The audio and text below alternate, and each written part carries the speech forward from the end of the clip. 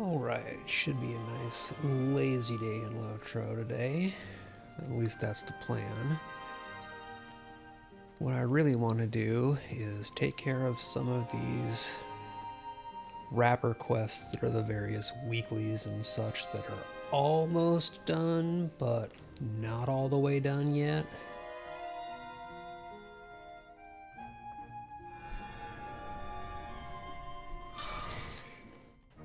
So one of the first things I gotta start getting taken care of are the tier 6 and above delvings. What's up, Arlon? How's it going, man?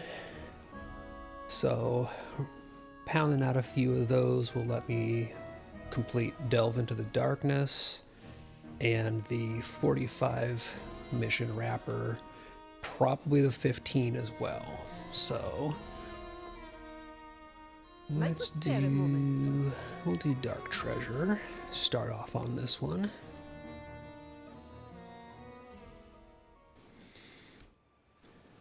But I just want to get some of these out of the way so that they're cleared off the list.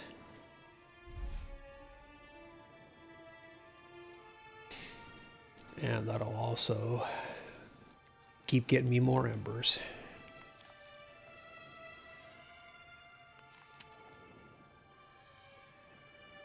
I am starting to put together a fairly decent tanking set on my champ.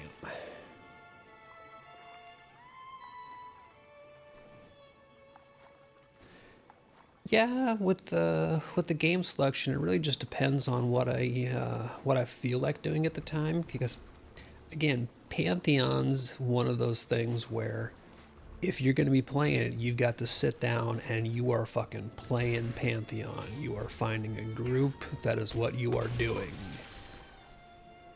Whereas Lotro is something you can log in and just enjoy for a period of time. And that's one of those things that a lot of people kind of, I think, forget in their excitement for games like Pantheon and that ilk, is that has to be the thing you are doing and are prepared to commit to doing for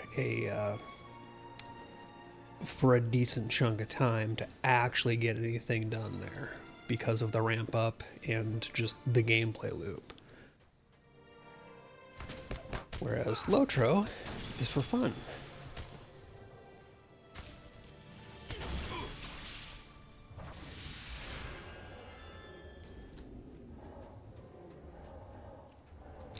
Ooh, got the lookout by himself. Excellent.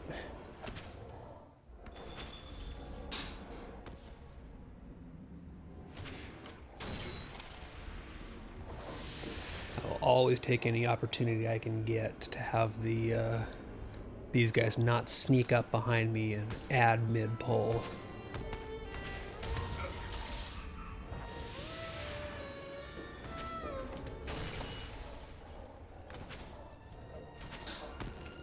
You can get stunned, and you guys are gonna get rune stoned.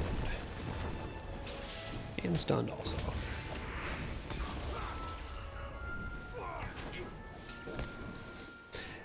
And inevitably, there's the jerk who adds. But at least I took care of most of the ones who were going to be doing that.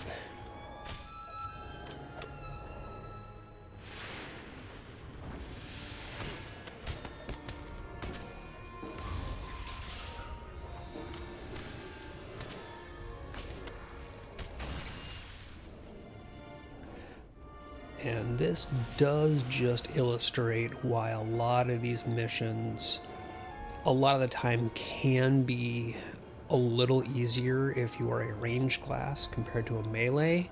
You do have the squish factor, but you have the ability to be standing between the various puddles they drop or finding safe zones and not having to go into them to handle mobs. Whereas as a pure melee character, you potentially have to just go into bad or through bad in order to get to the enemies and do damage. As with so many things, Range definitely has the advantage there.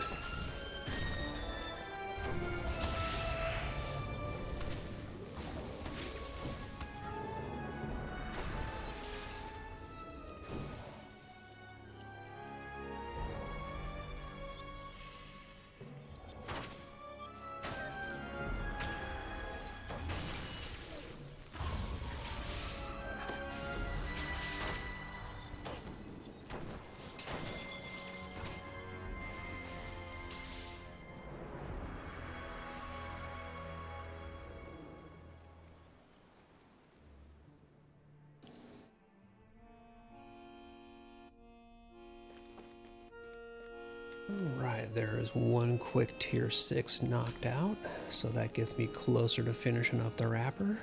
Do you have need of something? Might you spare a moment?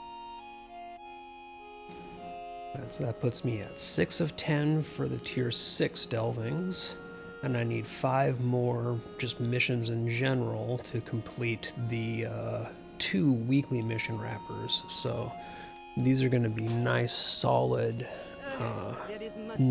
pieces of progress here.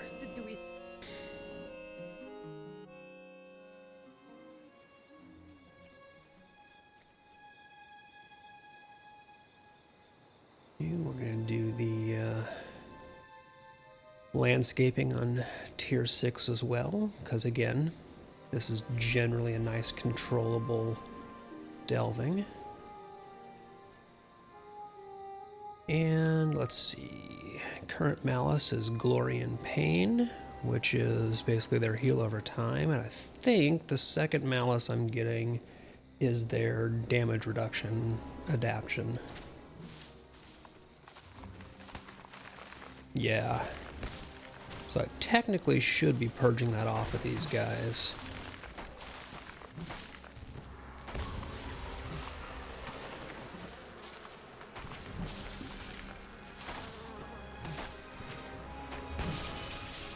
Problem with that just comes into play where the Runekeeper's corruption purges. I do technically have 2 of them, but they're both on a 20-ish second cooldown.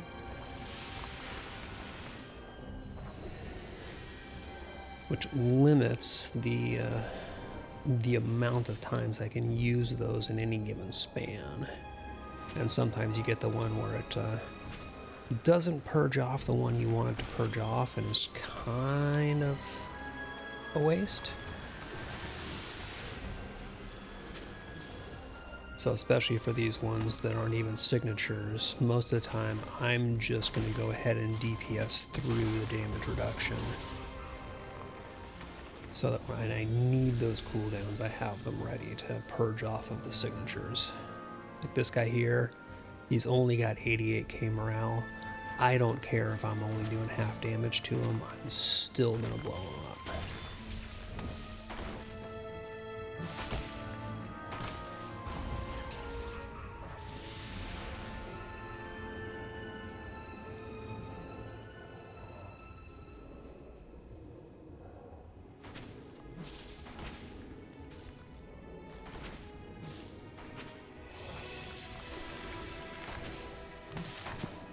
And again, great thing about being a ranged, especially a mobile range, is I can walk right out of that damage puddle and still be casting my damaging abilities as I move.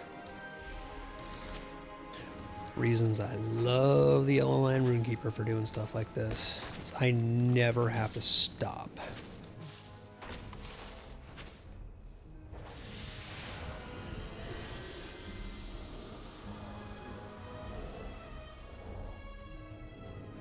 It's like apparently it's saving all of my signatures for towards the end, which is fun. So I have a feeling that means that the big clump that always ends up being down at the other tip there, where there are 3 of them piled on top of each other, might all end up being signatures in this run. So that could potentially suck.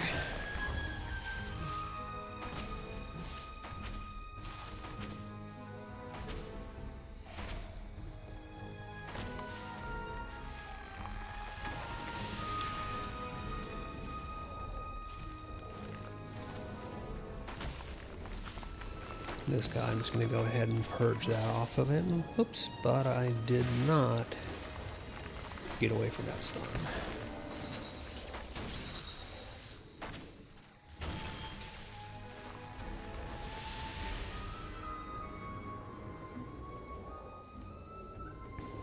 Yeah, this is where I'm getting that thing where all the signatures are being left to the end.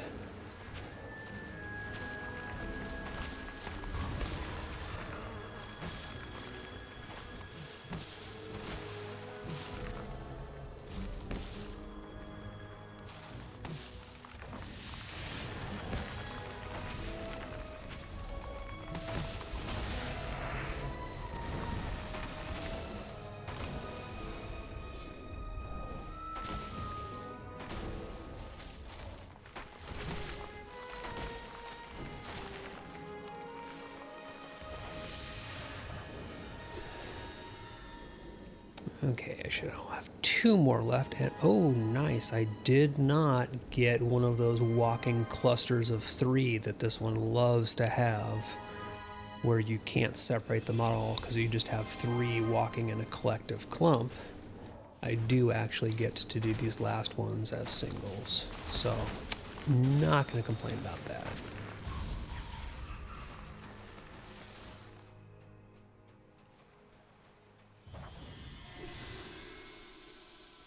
Come back here, you tree.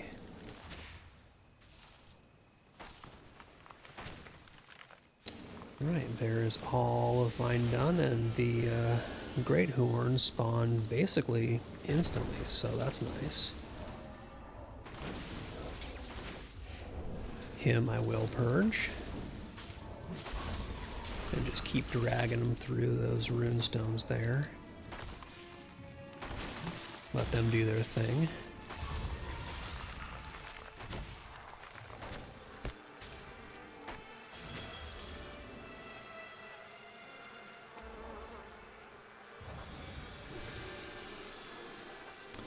What's up, Tugro?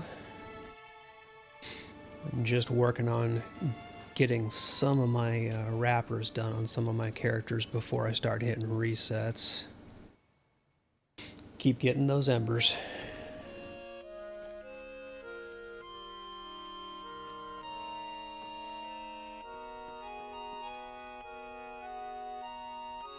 Yeah, I saw you're working on your Guardian. Do you have need of something? There is much to be done and fewer hands by which to do it. Okay, so that is 7 of 10 and 4 more general missions. What news So has come we'll in do with the infestation of crabs. This is one that's just going to be a mission because they don't give us a delving on this one.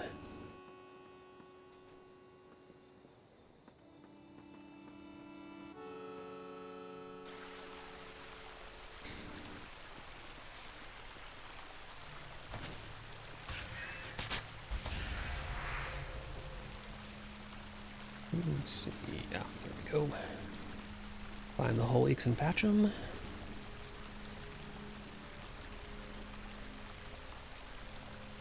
Oh, you going for something that comes out of like a quest line or something like that?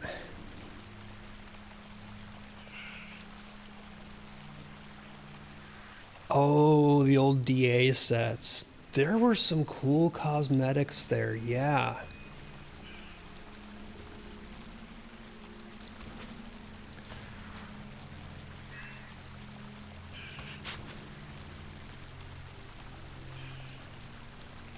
Yeah, I logged in actually to Arkenstone the other day where I had a bunch of characters from years back. And that's where most of them were parked because the last time I was playing on that server was when DA was basically the level cap. And I was looking over some of the gear. I was just like, wow, I remember all this stuff and how much I farmed those stupid dailies to get those, and then the essences, because essences were such a pain to get at the time. When they introduced that the gearing system in that level range where it wasn't just statted armor with an essence slot, but they went all the way to basically no stats, all essence slots.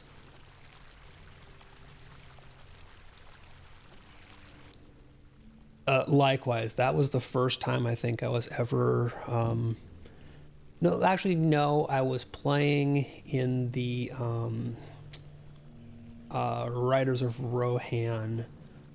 I think I got to the level cap in that expansion for a while when you had, what was it, Height Bolt, and you spent all your time repairing the town and leveling that up. So yeah, I did that at level cap and Helm's Deep, and then that Dol Amroth weird little mini level jump we had.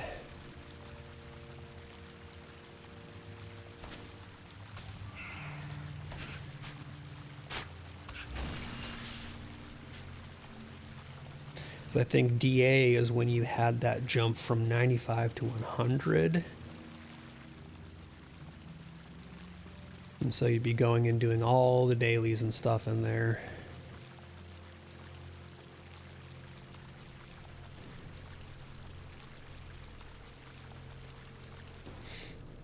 Which, unsurprisingly, is probably why, after doing a whole bunch of DA, that's one of the times I took a fairly long break from the game before I came back. Because I did that for a long time and then just kind of got sick to the teeth of it. Alright, you guys are getting runestone.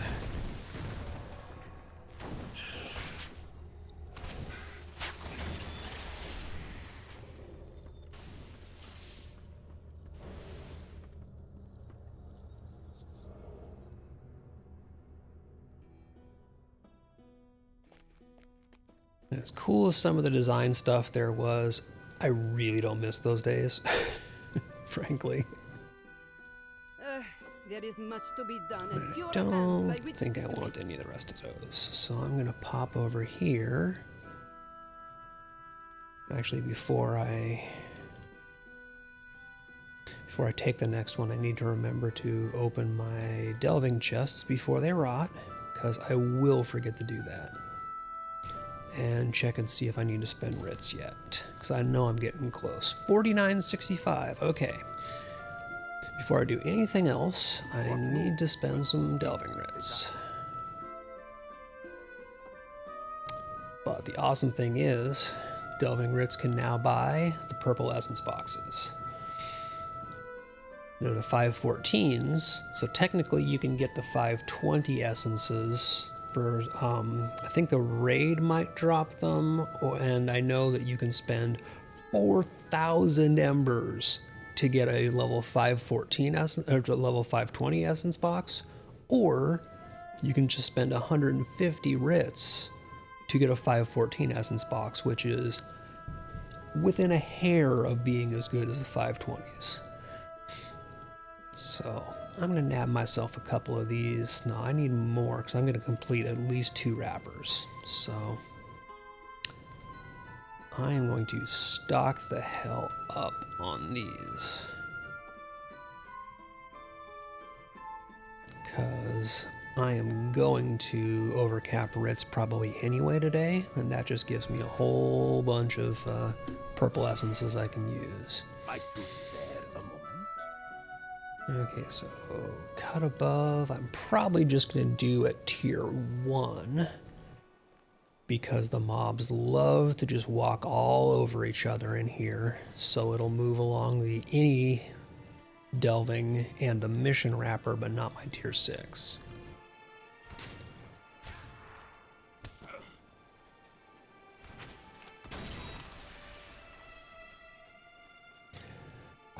Yeah, I remember there were some huge chain pieces back in the DA days. I didn't do a lot of those because some of them I was not sure how to get everything I needed to progress them.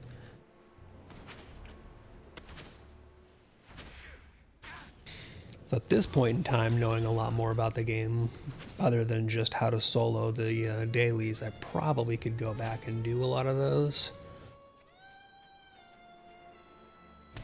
And I do actually have a hunter and a captain who are both at 100 and starting the DA stuff.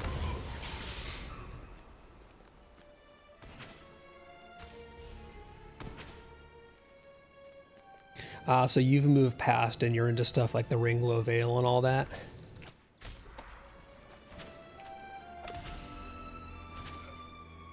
Nice. Yeah, a lot of those entire storylines and quest chains and things I largely didn't do because when I came back after a break, like I had characters in that kind of 100-ish level range, but you kind of at that point were already zipping straight past that into like the 110 range, so I didn't have that point in time where it was like the Ringlow Vale and all that central stuff, the post Dol Amroth.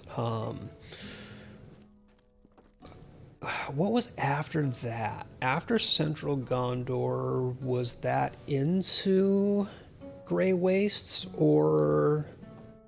No, that was into the battle era of Pelargir, wasn't it? Because that was when you hit the 105 to 110. Kind of all of that general questing area I more or less have not done or have just skipped through. Just because of, you know, the times I was taking breaks from the game. Okay, Beast of Belphilus is another solid tier 6 one.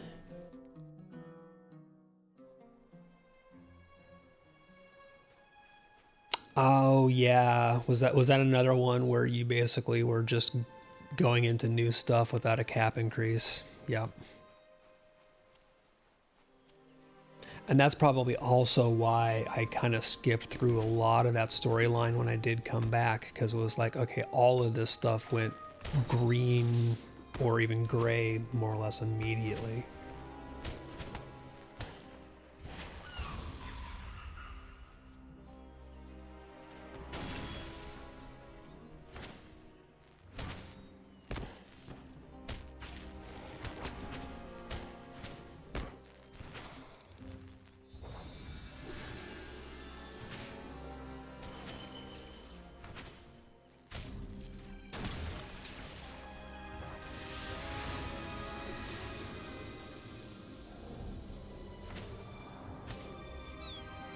Oh, Mordor.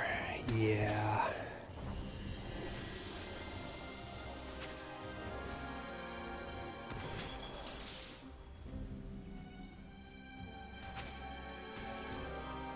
Gotta say, not my favorite place to go through, frankly.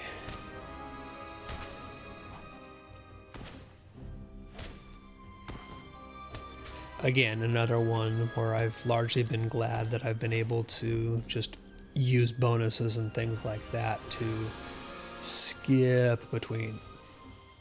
Yeah, the Grey Wastes was interesting conceptually, but because it stayed at 105, you end up so overcapped in there. It's like, why am I still here?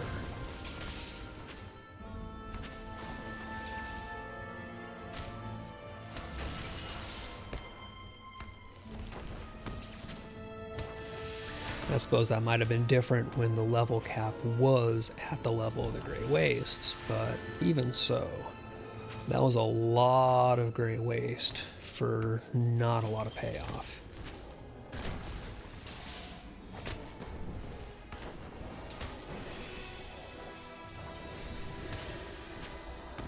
No Sauron's Wrath for you, lizard.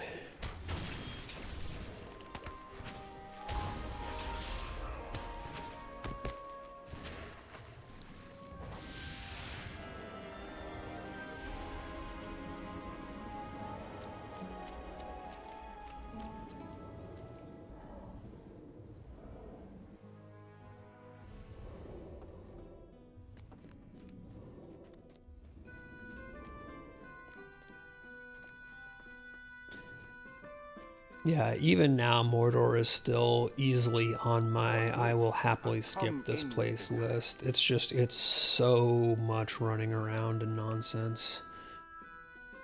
Do you have need of something? Lots of cool stuff, lots of cool story.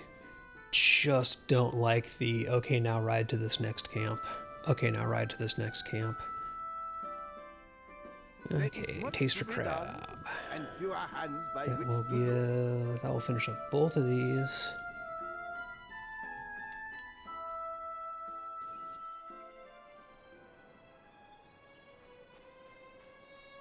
And I'm sure that I can pick up something in Andrath to get my tier 6s. So this one I'm just going to be cheesy and do a tier 1.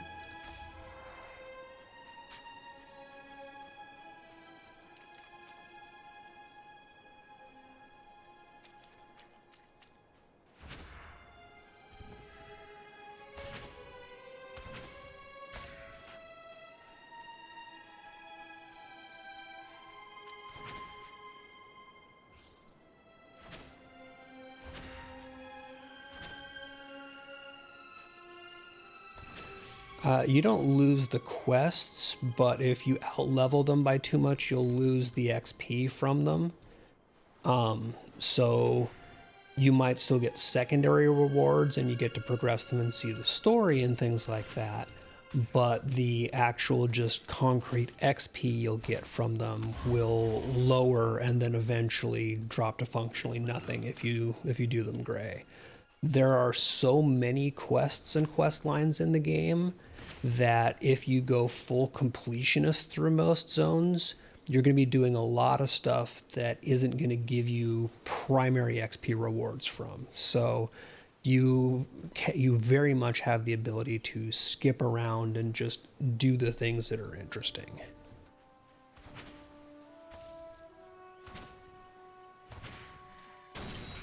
Which has its pluses and minuses. It can also lead to a feeling of a lack of direction if you don't have a plan for what you want to do or aren't down with just the wandering zones to see what's there approach.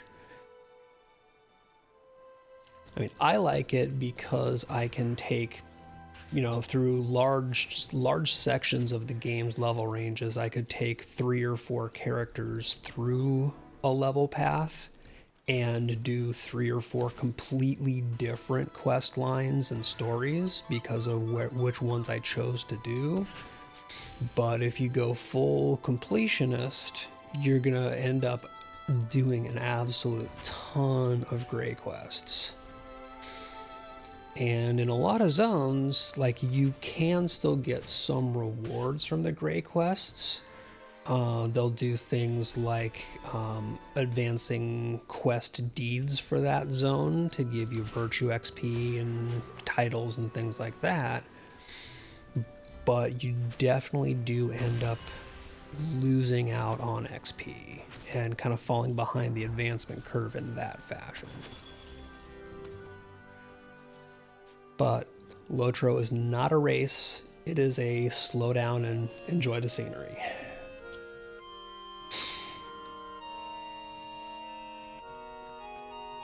Yeah, there is the option to get a turtle stone. I wish it didn't cost store currency to get it. I wish it was something that you had more access to outside of spending Lotro points.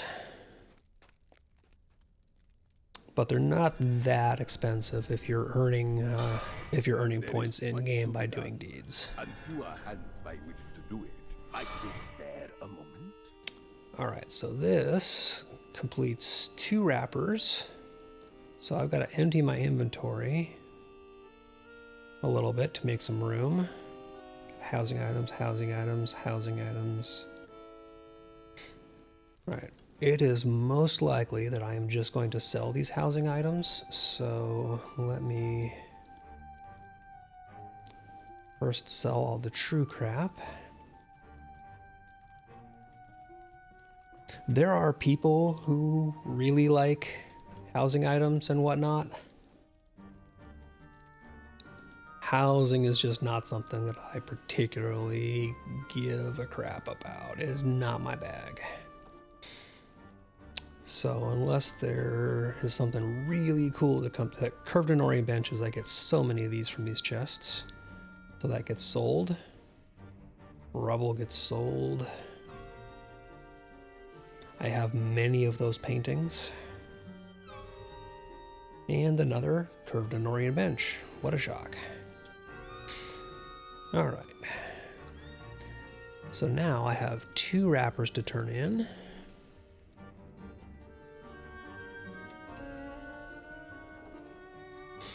And I'll spread those between a legendary and a character boost.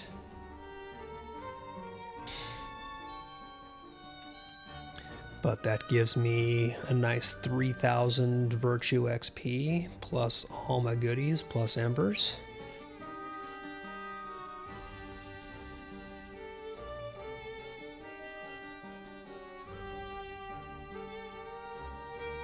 So I need 2 more tier 6 delvings and 3 more any tier delvings. I don't like these ones, so I'm going to be a picky ass and head over to Andrath and see what's out of there today. Hopefully Tombs is up.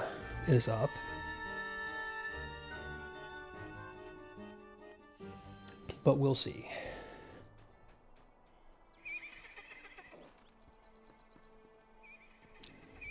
Tombs isn't up, it's a Net and Glade day. Net and Glade is also another one that is really solid to do at a higher tier.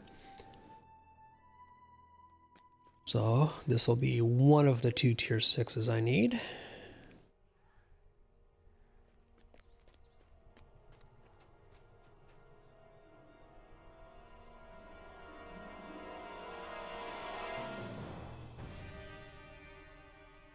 CF is, oh, that is nice.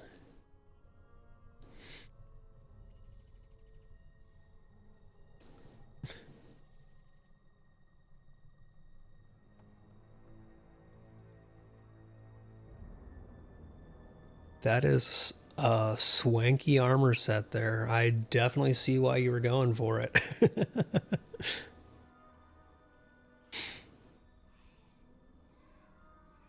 So yeah, that's the Heavy Naden set. And it's very Dol Amroth kind of Swan Knighty themed. So it very much fits that kind of vibe that they had going on in that range.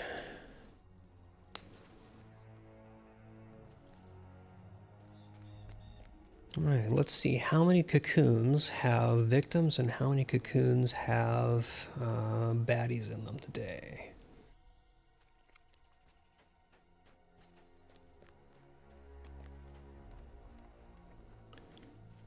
So we should have pretty much the same set of malices where I'm going to guess it's still going to be Glory and Pain and then the damage adaptation. Yep.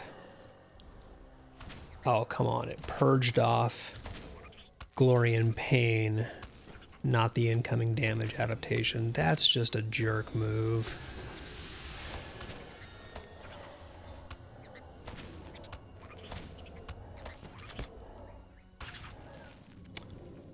Well, harumph.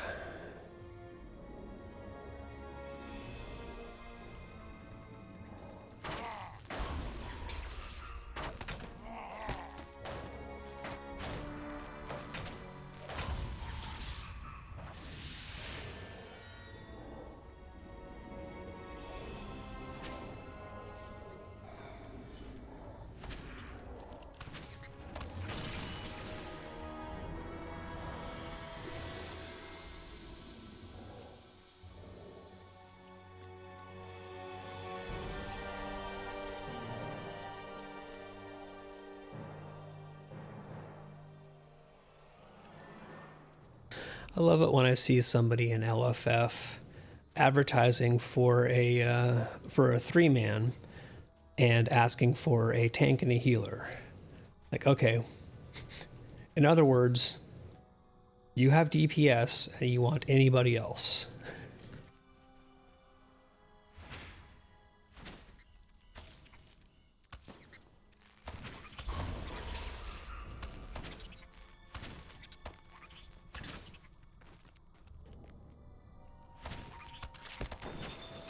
One thing I'm going to have to do as soon as I finish this character's wrappers is I want to pay more attention to my incoming stuns so that I don't do that. But I want to see which of my characters still has the 6th dungeon wrapper left to do, because I want to make sure that I keep that one rolling. Because there's a wrapper quest to complete 6 of the new Umbar dungeons per week that is a really easy 1,000 embers.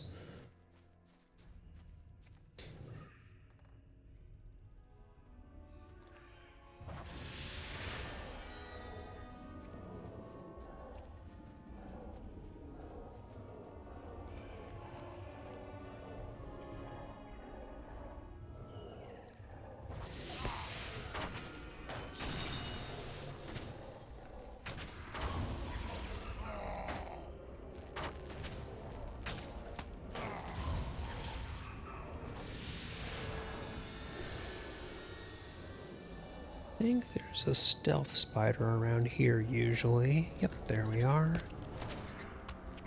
This is one where if you don't kill it here, it kind of always just gets you on your way back out. And ends up being a pain in the ass.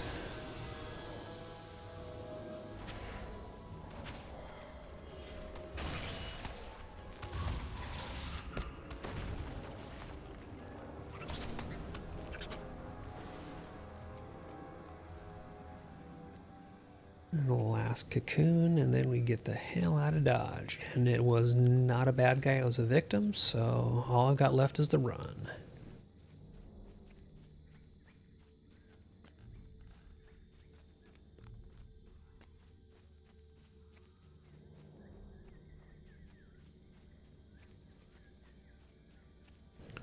One thing I haven't done much of has been to go check out how the Elder Slade missions work as delvings.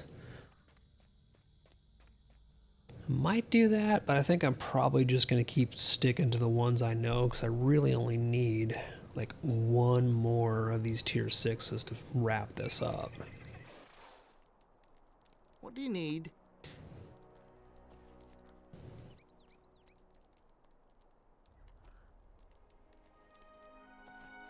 What can I do for you?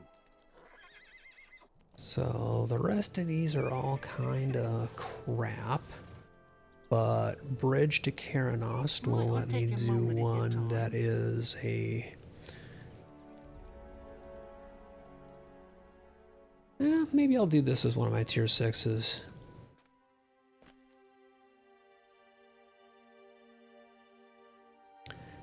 It can be a bit of a pain because it's all clusters of 3 mobs, so anytime you get malices where the enemies buff each other by proximity, this one is an absolute nightmare.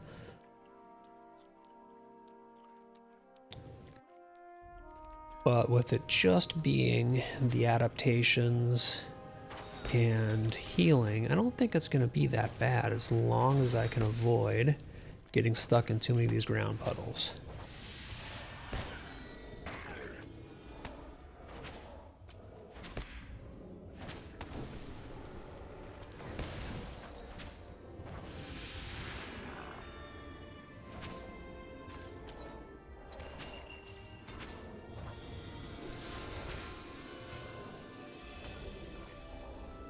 And not too shabby. So basically I just need to kind of keep up that cadence throughout the rest of these.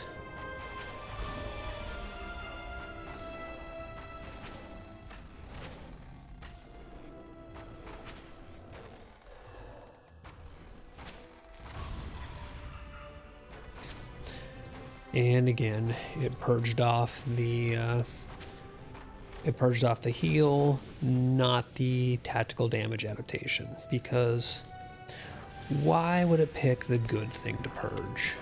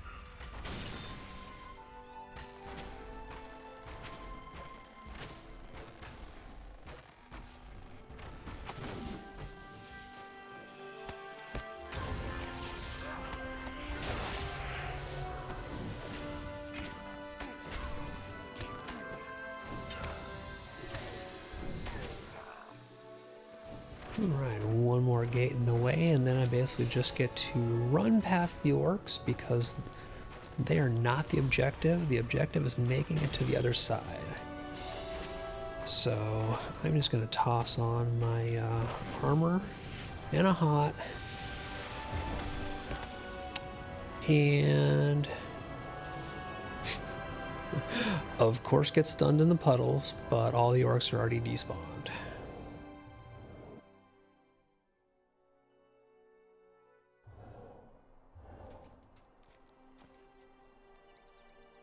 How can I be of service?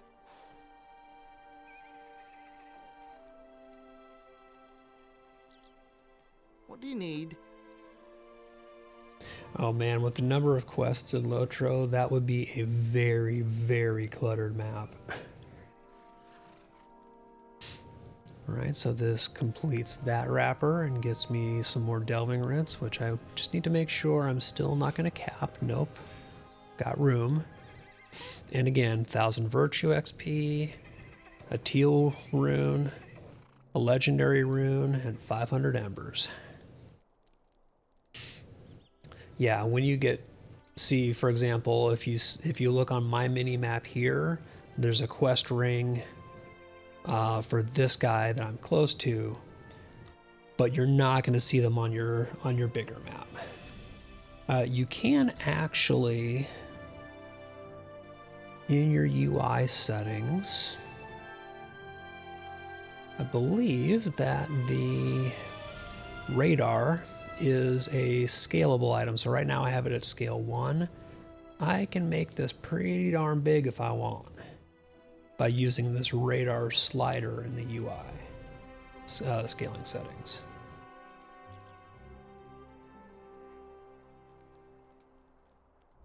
Makes it easier to see at the very least.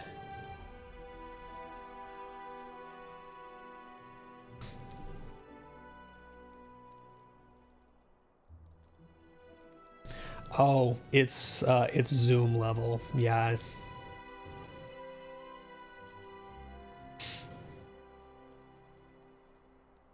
Yeah, the space it shows you. Indeed, it is very localized.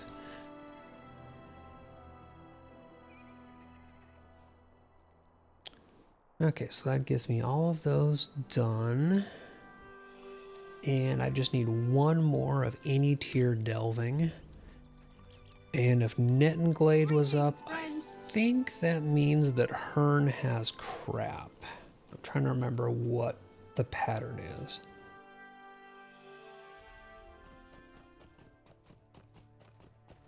But we'll pop over there real quick.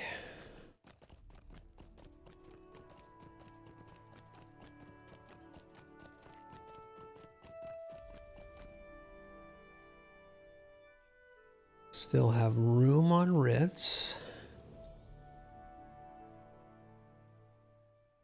Mind my words, traveler. Well, I could do the handout. That's a nice, straightforward, not too bad. And again, all I need is any tier of delving, so this one's going to get done at tier 1. Because tier 1 is barely more difficult than a regular old mission.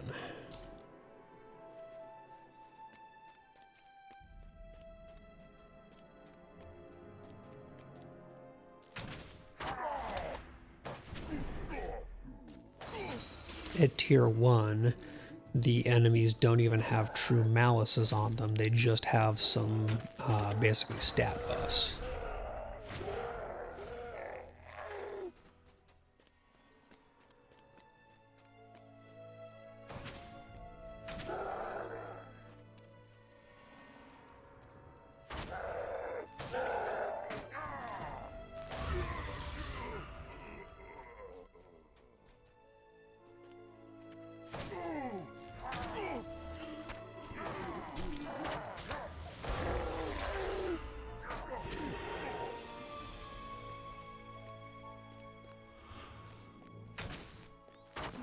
There's always the one jerk who wants to come down this path and walk way down it and be a pain to find at the end.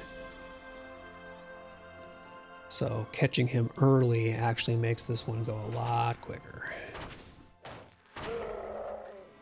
Kind of like the one jerk who wants to wander up the stairs all the way to the top of that little siege tower there.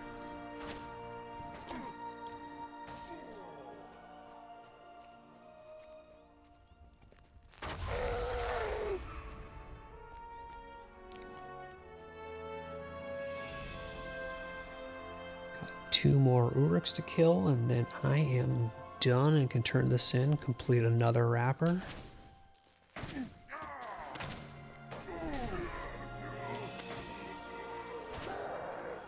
Right, go find a scout, and I am out of here.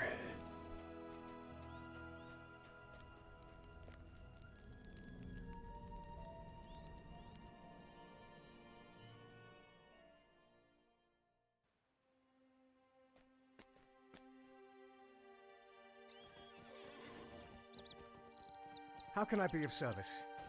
So what the any tier delving gives you is it doesn't give you embers. It gives you writs, virtue XP, but it gives you one of these consumables delving selection boxes. And those, oops, apparently I need to make some room again.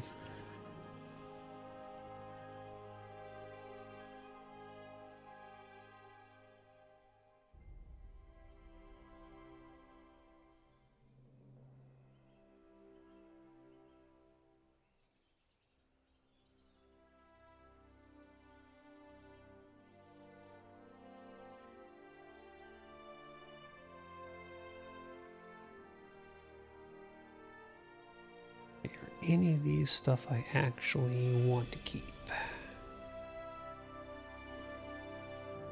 So all I really care about are the actual Umbari tier stuff. Medium hides, yeah, those are going to get sold. Umbari hides, however, slide those over to my tailor. There we go. Got me enough room to open that chest.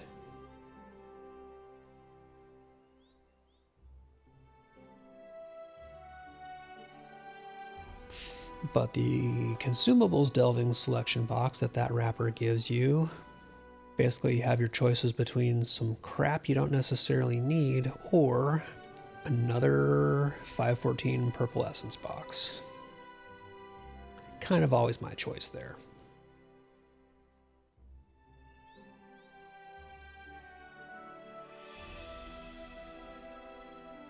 All right, and now that I got kind of all of that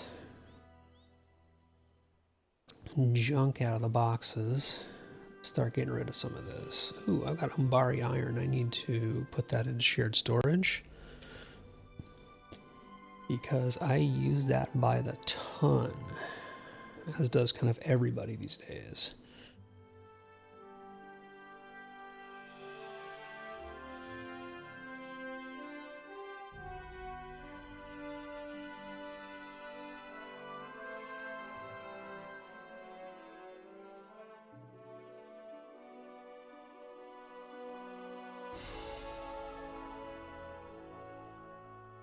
And a lot of these are crafting mats that I just am not going to use anytime soon on any current character, so they are going away to make room.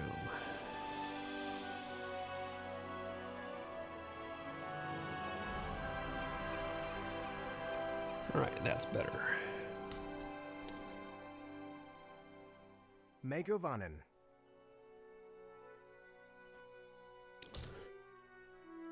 So that leaves me with only the delving wrapper that's the 3 and 6, so generally ain't gonna do that.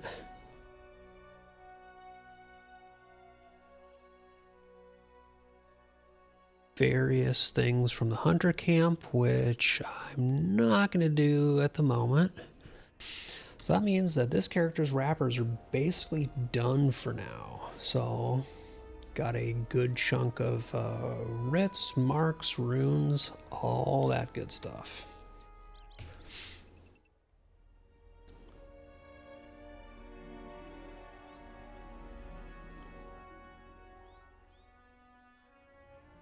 So gear goes back into the bank.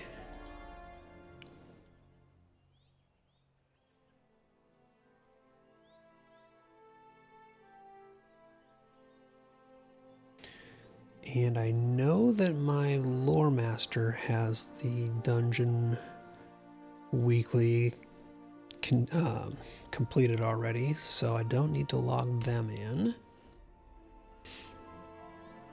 I think my captain needs more though, so that's probably going to be my next one.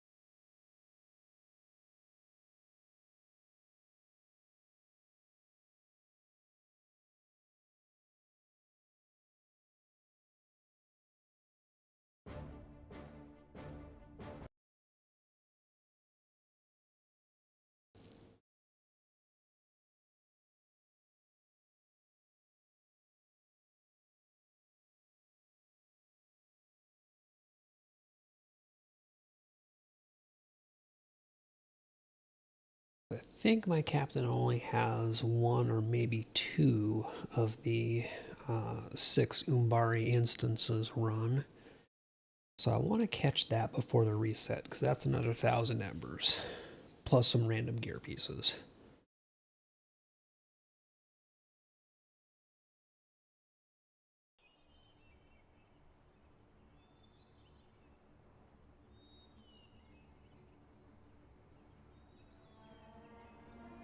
Well, nope, I'm already up to 4 of 6, so I have more progress than I thought I did. Excellent.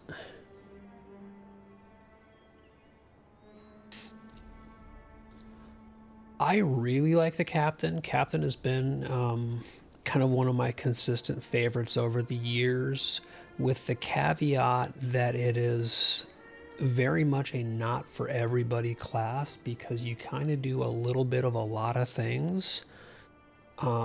So they are, even in Redline, they are not the quickest leveling class, shall we say. Oops, do I still have... That's the little one. I'm not going to be running in blue line. I want my two-hander out. So there can be a lot of kind of slowness on your progression with the Cappy. They're a ton of fun in my opinion, but they're weird because they're kind of a hybrid of a little bit of a lot of stuff.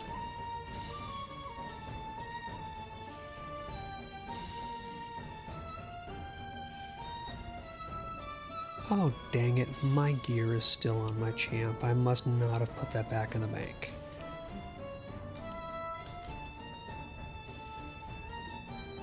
I probably logged off my champ last night without putting his stuff away because I was playing with my my new gear sets.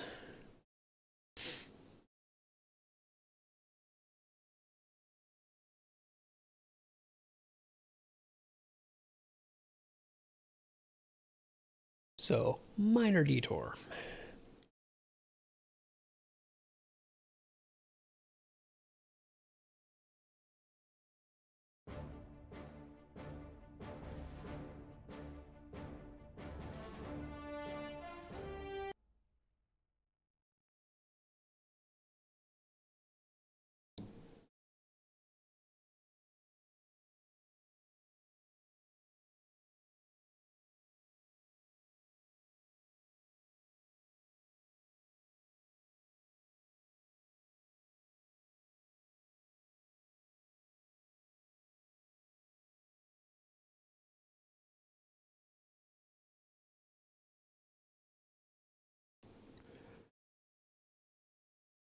It'll also give me a chance to see if I have any wrappers that I need to complete on the champ. I'm pretty sure they're all done or mostly done.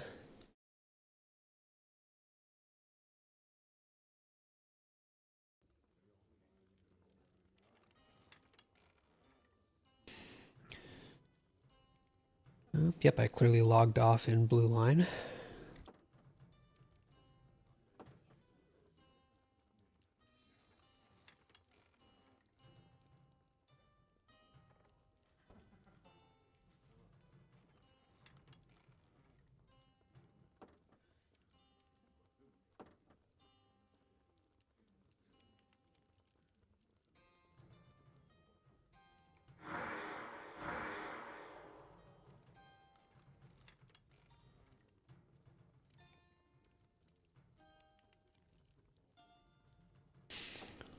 So let's see what I've got left on wrappers. Well, yeah, I'll just go knock some stuff out with him real quick.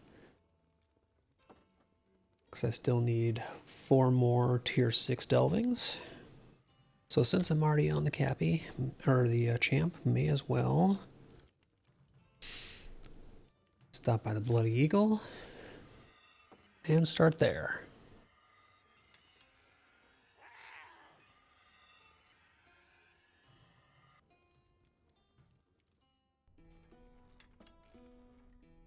And since I'm going to be killing stuff,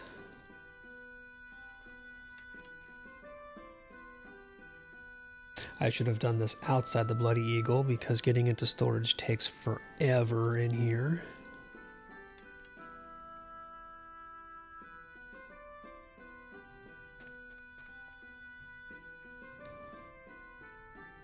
I don't need the gray level 1 Scholar Glass that I picked up the other night just to do a quick bit of crafting. Okay, so I don't have Tam for Embers yet. That resets tomorrow. There is much to be done, and fewer hands by which to do it.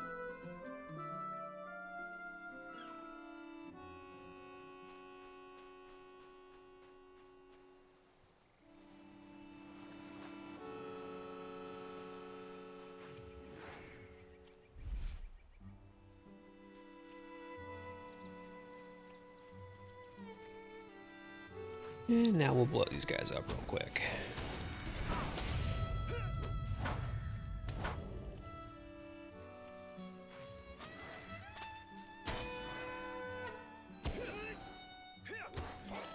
Technically, I should have used range damage to start.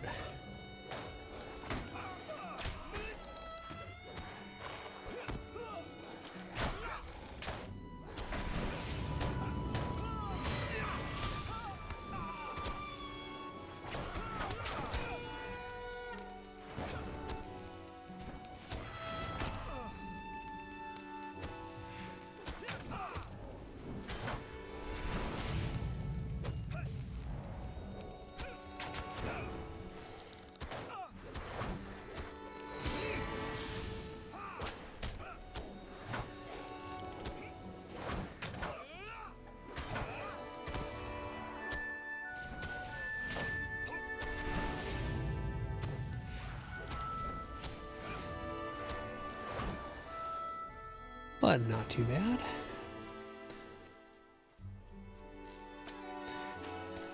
If you pull with a ranged shot as a martial class in here, that sets their damage reduction adaptation to 50% incoming ranged as opposed to melee damage, so you can cheese it. I was just lazy on that pack and just kind of pulled all of them and wailed on them. As you can see, technically it is significantly faster to actually do it the right way.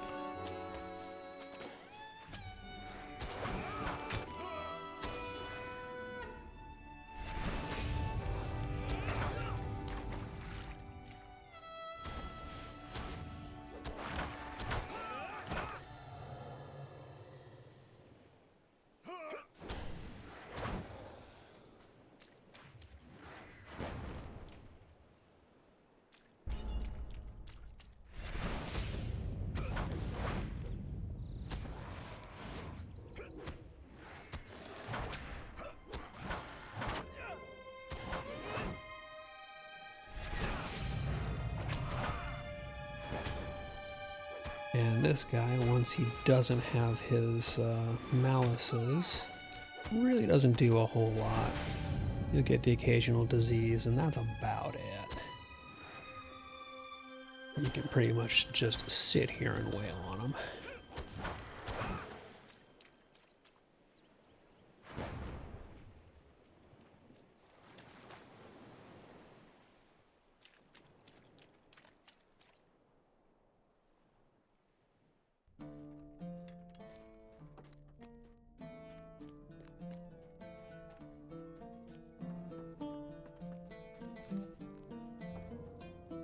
There is much to be done, and fewer hands by which to do it. Might you spare a moment?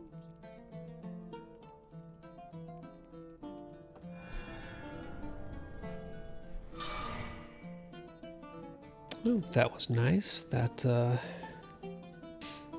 tier 6 chest had 150 embers in it. I always like getting free embers. There is much to be done, and fewer hands by which to And do a cut above is one of those that can be a pain if you run it on tier 6, just because the mobs like to walk over one another. But it's always a good quick one to run at tier 1.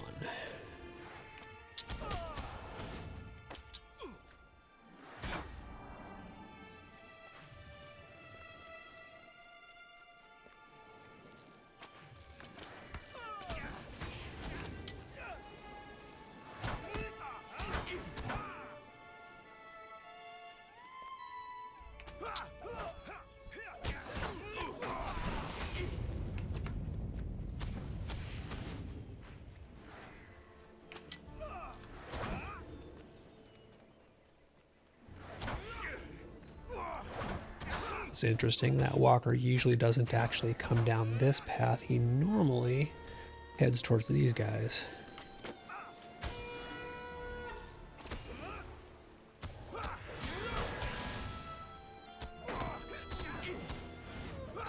But I don't mind that because it just means that I got to take him out with the stealth guy and not have him add to all the rest.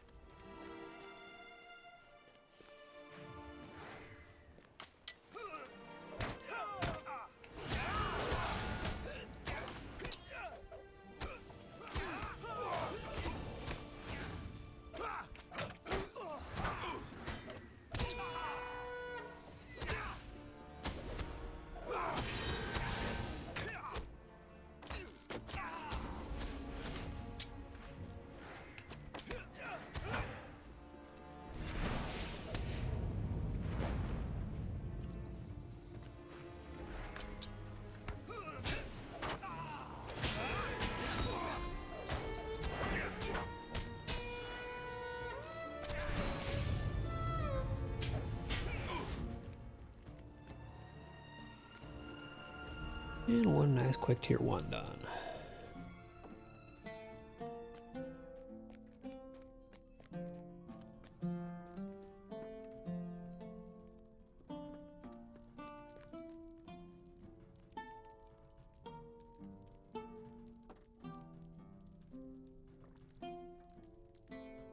Do you have need of something? Do you have need of something? So let's see, that leaves me with... Still need 3 more tier 6 delvings. So taste for crab is going to be one of those.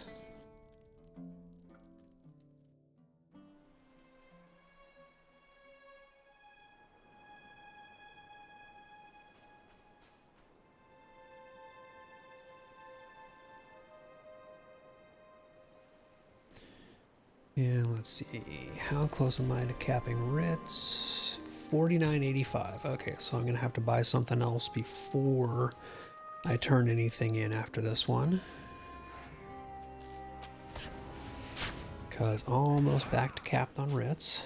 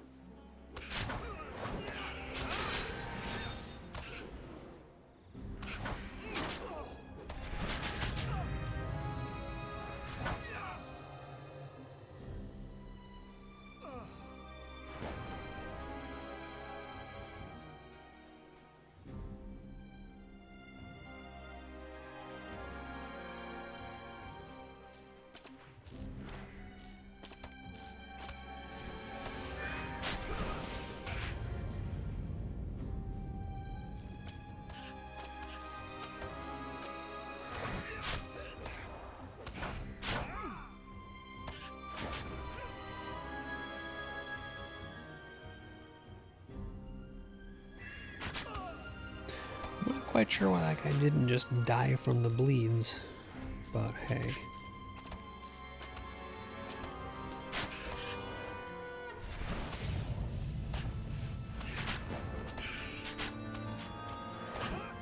No, sir. Oh.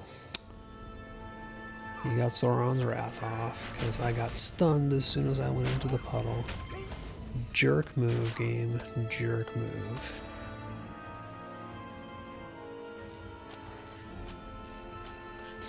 Just for that, I'm going to set both of these guys to being vulnerable to melee damage.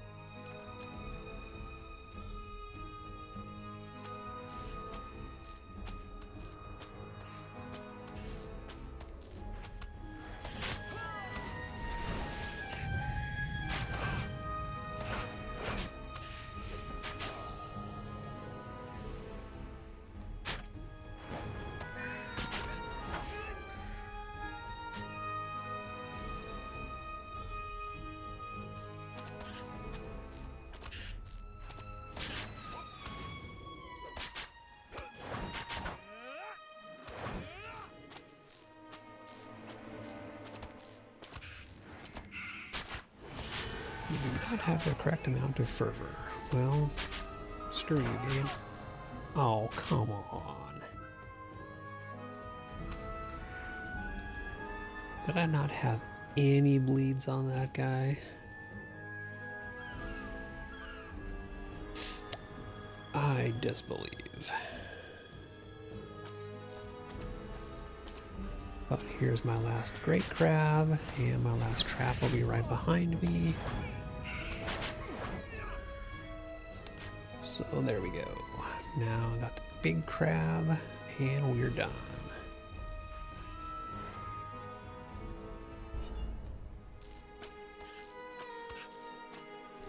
Set the vulnerability for cheese purposes.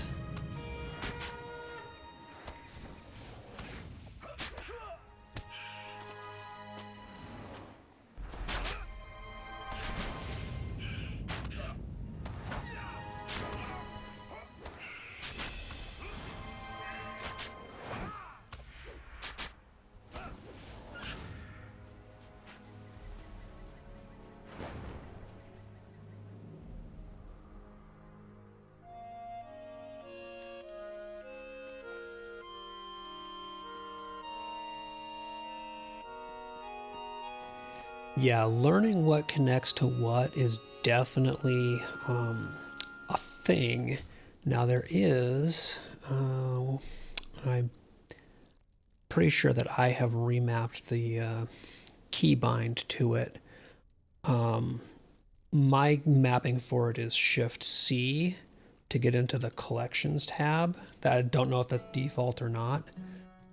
So the collections tab has a bunch of stuff in it. It has the collections for things like your non-combat pets, mounts, and emotes, but the bottom tab on the left here is the stable master map. So you can click on any one of these locations, like say I want to go into Breeland and click on the West Bree stable master, the star, because it's kind of the primary stable master, and you can see all of the connecting stable masters, everything that can get to and from West Bree.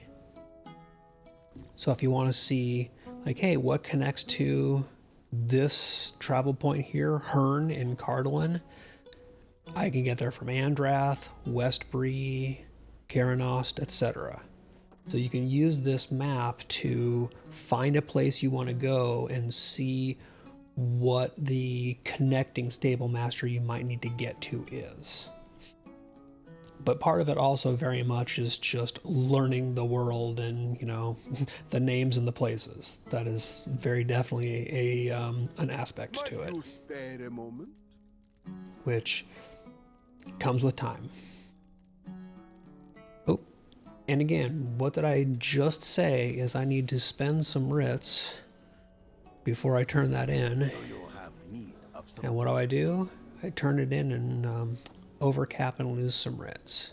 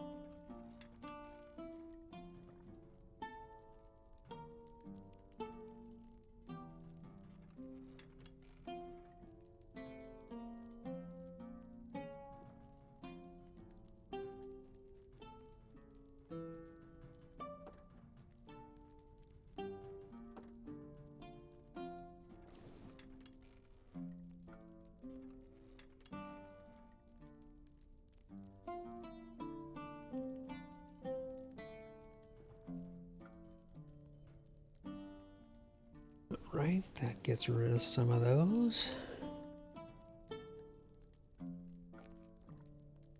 Do you have need of something? And pop over here real quick and grab natural disaster. Might you spare a moment?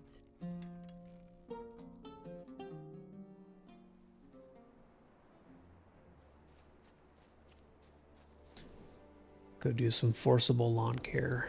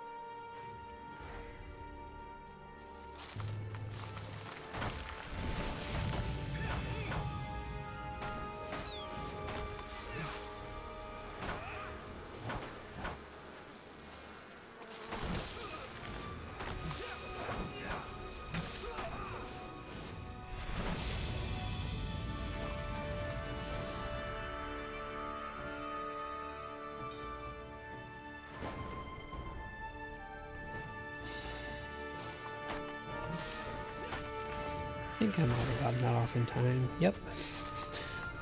Really quick bow shot to set his resistance to ranged damage, even though I was basically standing right on him.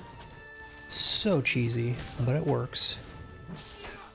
And hey, if the game is going to be cheesy, I'm going to be cheesy right back to it.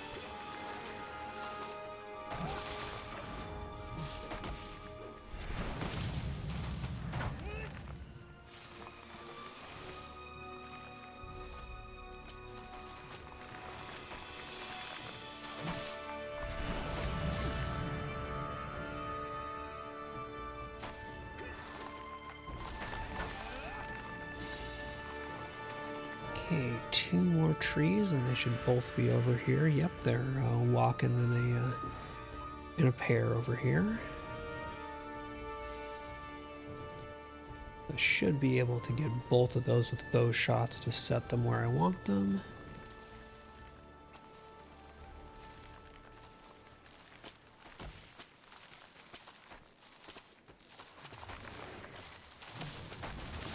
Both of them are set, and oh, come on, quit bouncing me out of interrupt range.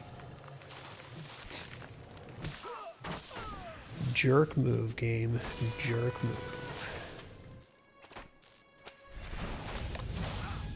But joke's on you. I'm still gonna kill your trees.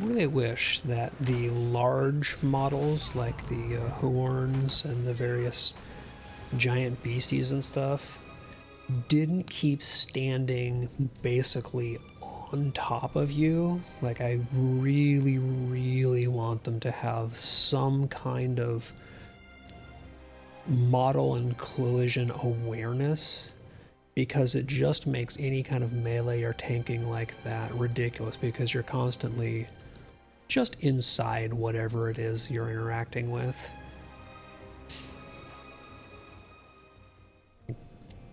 Give us a little bit of a break, please, Standing Stone. Fix that at least, so that mobs don't immediately just walk inside you. Do you have need of something?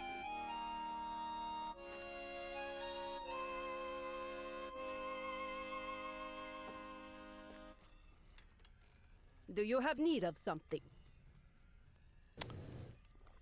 What else do I need? I need 1 more tier 6, so I think that is probably where I'm going to bounce to Andrath real quick and just do Netblade.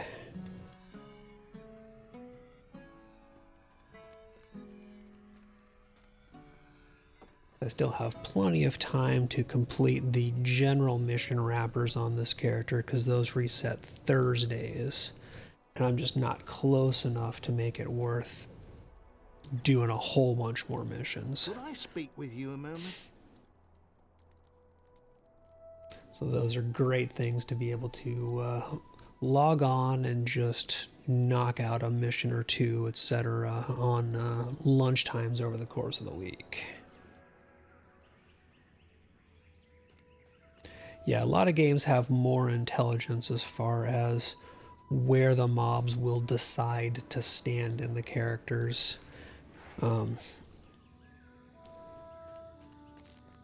I don't know where that ultimately comes up in the mob's intelligence level and programmed in pathing.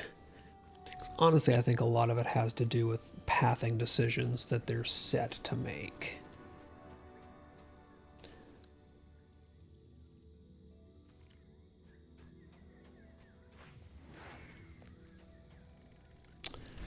No way I was going to get that spider set first, but it's just a spider queen, so I can absolutely demolish it through that damage resistance.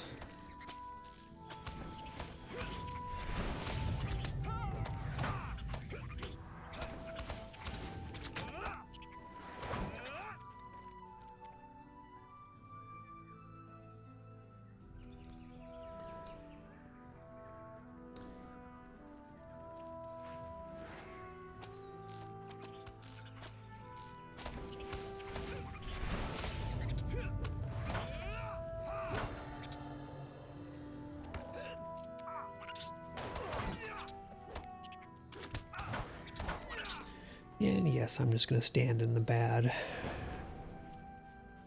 because I am not terribly worried about it, even on tier 6.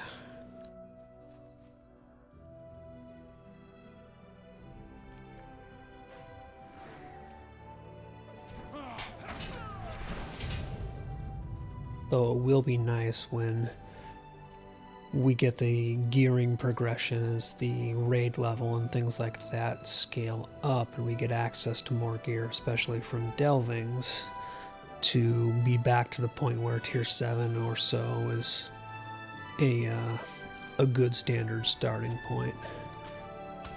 It'll be nice to be a little bit further on in the gearing cycle than we are right now. This half-orc likes to add in when I do spiders, so I'm going to stop and take him first. And he is a bruiser. I probably should have set his damage resistance.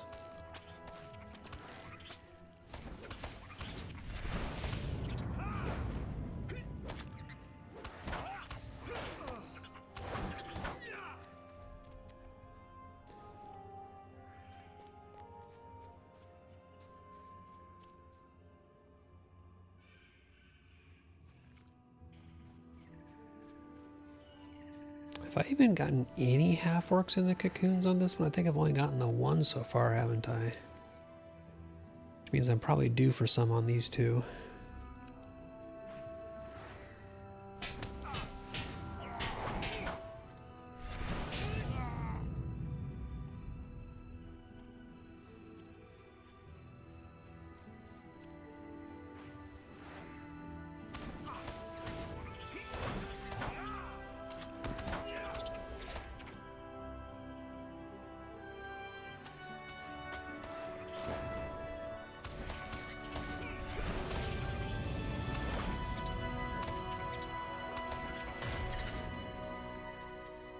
Alright, let's see if we get another half-orc, or... yep.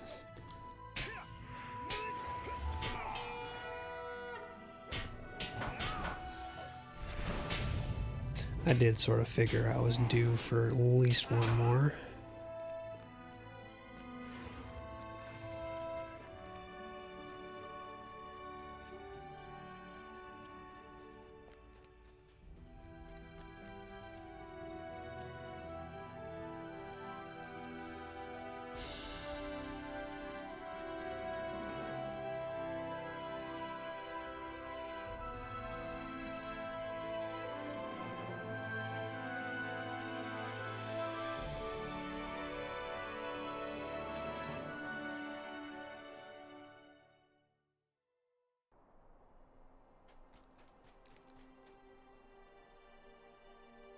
How can I be of service? Okay, 4720, so I'm still good on getting some more writs. Got room for those.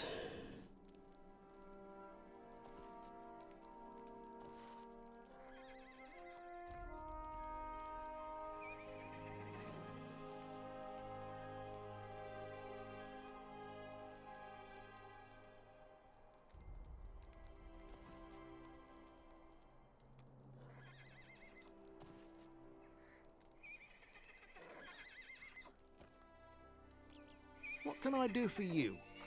Alright, so that's pretty solid. That gets the tier 6 Delving's wrapper done on this guy too, so that's another 500 embers and some runes.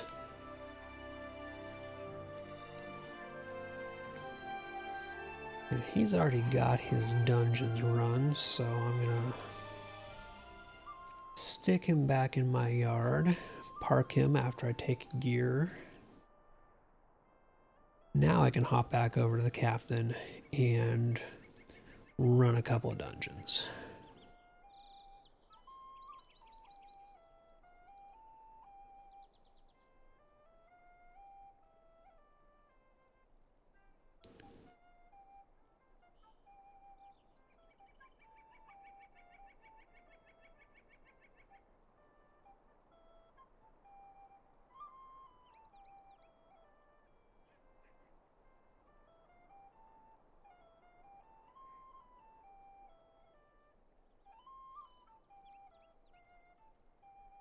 Although I do need to actually put a different essence in this one, because I do have this as an actual dedicated tanking pocket item now. Which means this is going to be set to my DPS. And let's see, I know I have Flickering Essence Box. I'm going to add in some finesse.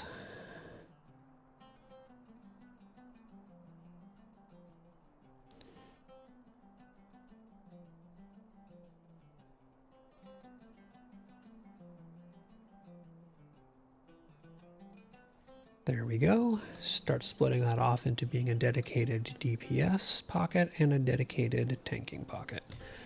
Now that I have two.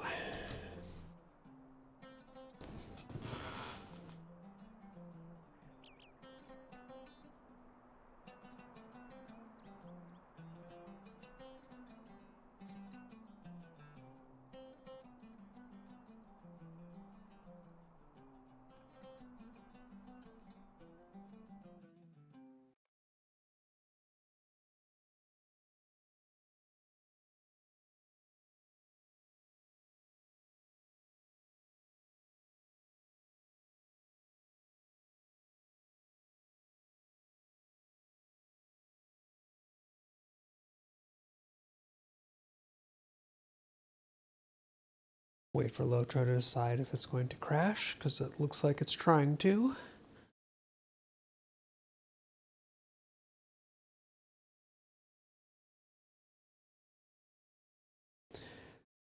Always the catch when you log back out to character select is don't touch anything because it might go widescreen. And even if you don't touch anything, it still might try to go widescreen.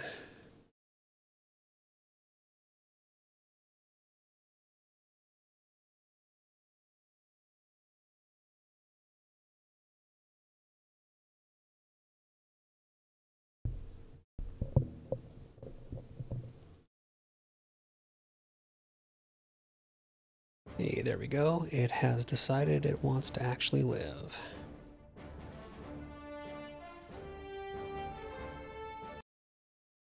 So now, after moderate delay, it's captain time.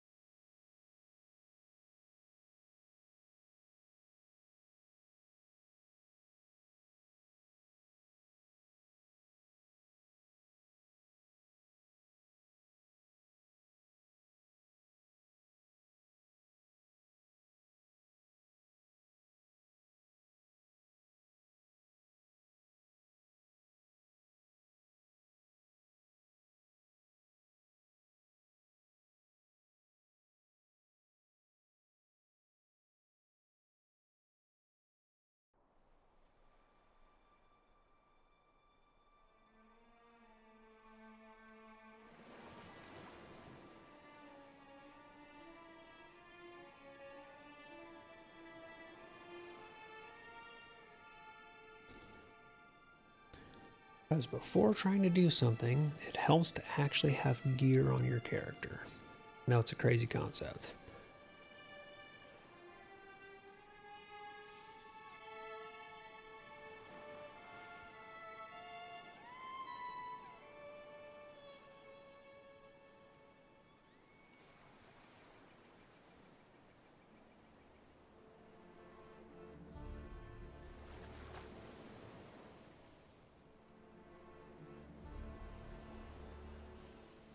One thing I am going to start working on next, I think, is that the bracers I've been using are these mighty and protective bear bracers, which are really good. I mean, they're 512 teals, but both of them are a little bit more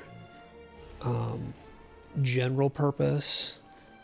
One has outgoing healing rating along with crit and physical mastery, and one has incoming healing rating and is really much more of a tanky one. I think I'm probably going to keep these for my tanking build and start working on getting more actual dedicated might DPS bracers, at least one to swap in and out.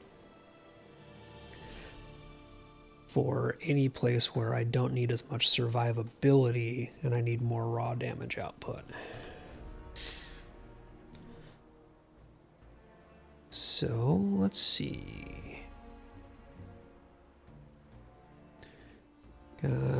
Just taking a look and seeing if anybody's putting stuff up in LFF.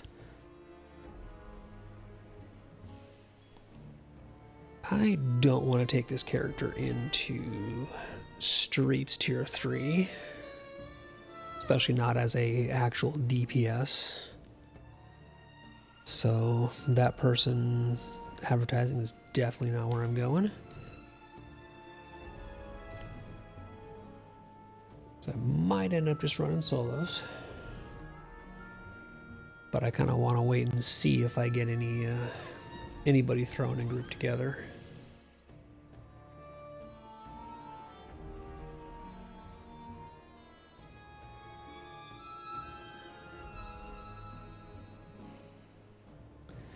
In the meantime, what can I do about getting some more room?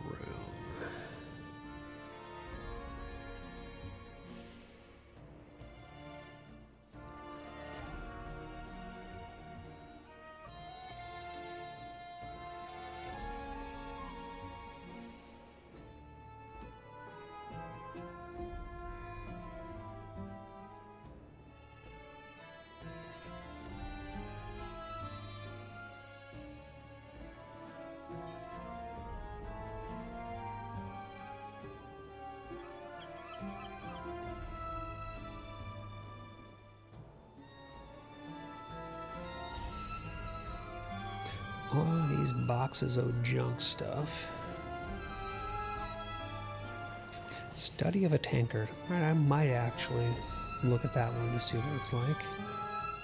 Because it might be funny to hang up in Hobbit housing, you know?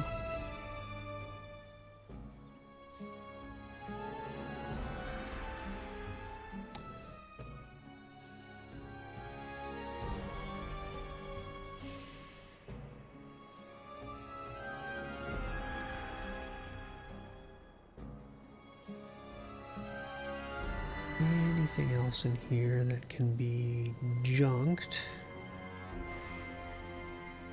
Low-level scholar mats. No idea where I got those, but those are going away.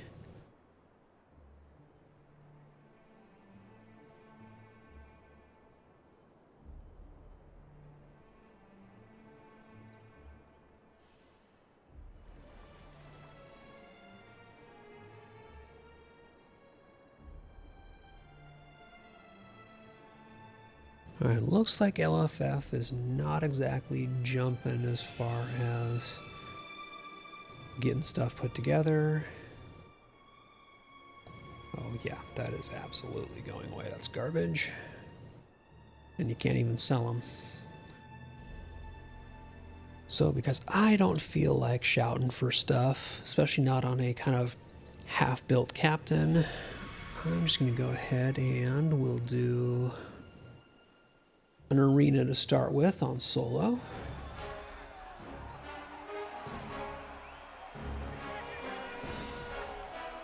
Which of course more reasonably means the archer is going to actually do the arena and I'm just tagging along to help.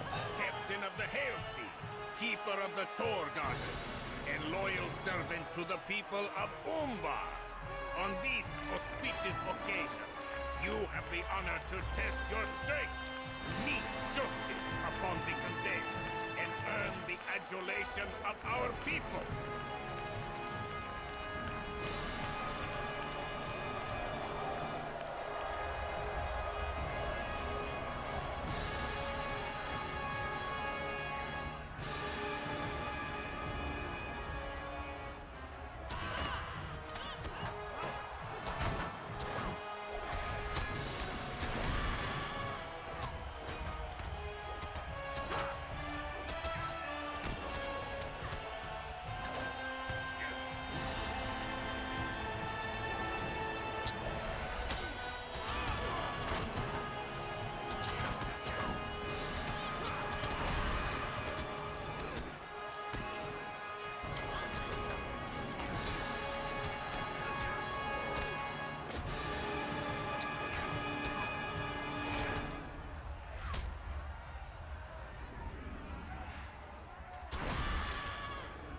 Love it when the defeat response lasts long enough for these guys to run up right into a stun.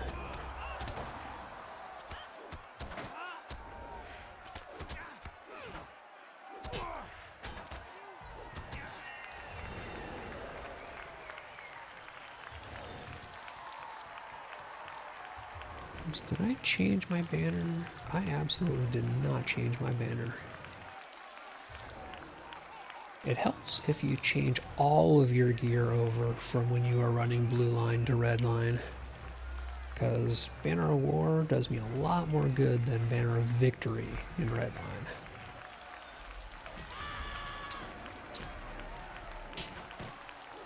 This dude is not even worth a dropped banner. I'd rather have the cooldown for a group or even Rothog at the end.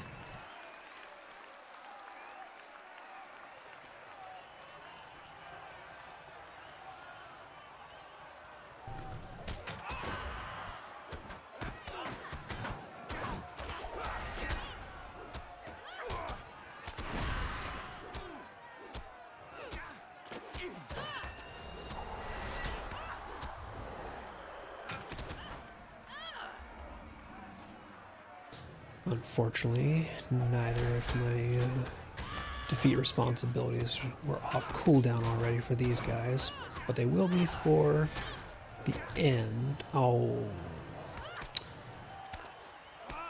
One thing that the Umbari instances and everything else really love to do is they love their stuns and knockdowns. Like that mechanic has come back in a really big way, kind of annoyingly.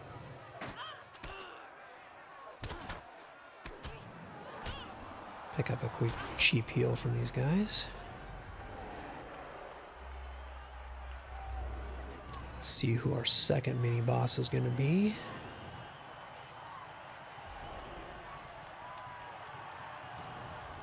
Yeah, your offhand sword, when you get the ability to use one, is really just something to add stats. It's something to have in your offhand and have stats on, really. So it is the pair of the guys. So the little orky dude basically kind of acts as a burglar, and we'll throw gambits and debuffs on. So I like to kill him first.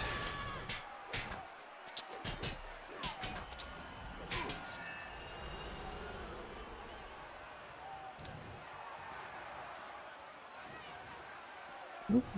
Nice, got a Seafarer's Flickering Essence box from that chest. So not an actual piece of loot yet. but 2 runes and a purple essence box. And now we get Rothog.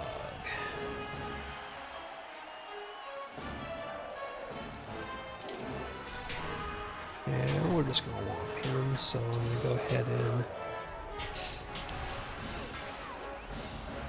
do my Oathbreakers on him.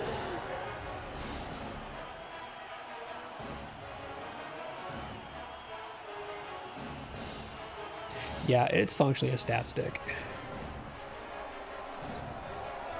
So yeah, no actual loot from either of those 3 chests, but each one gave me the rune, the Umbari Tams, and I got a purple essence box, so not a bad run.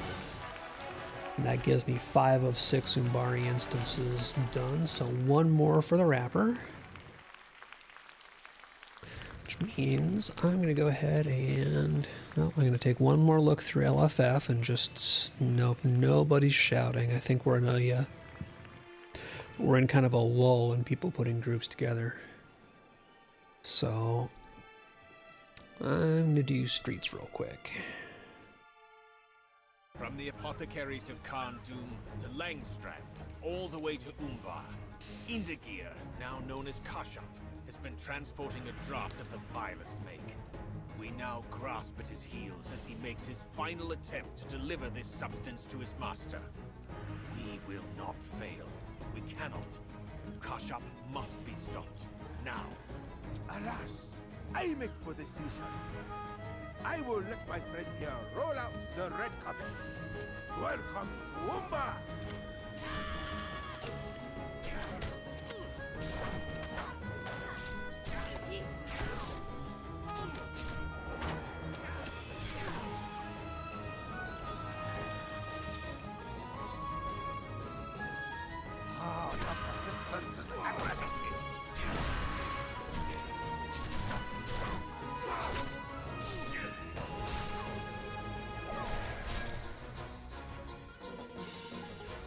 My archer didn't even make it to the door for that fight.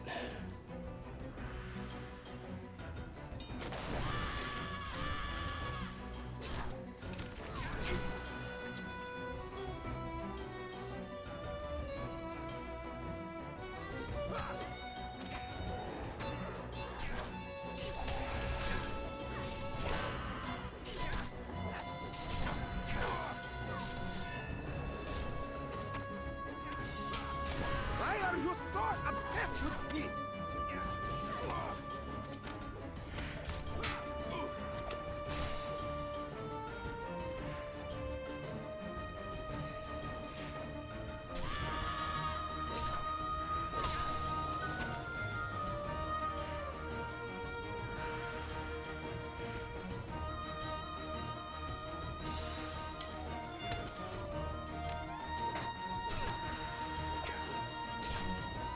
And apparently my archer is still not going to make it to the door. I'm just going to sit there in the doorway and shoot in.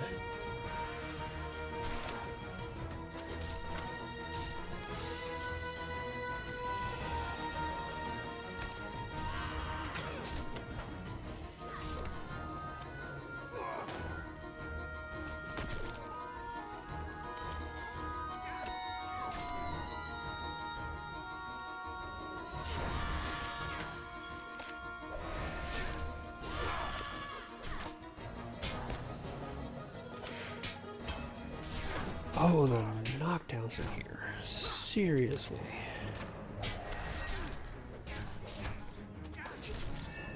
Come on, SSG, there are other mechanics you guys can use.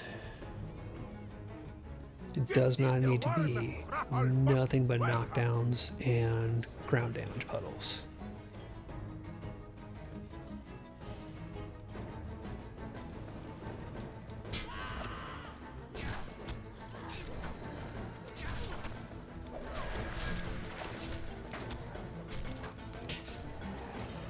Bleed should kill him at this point.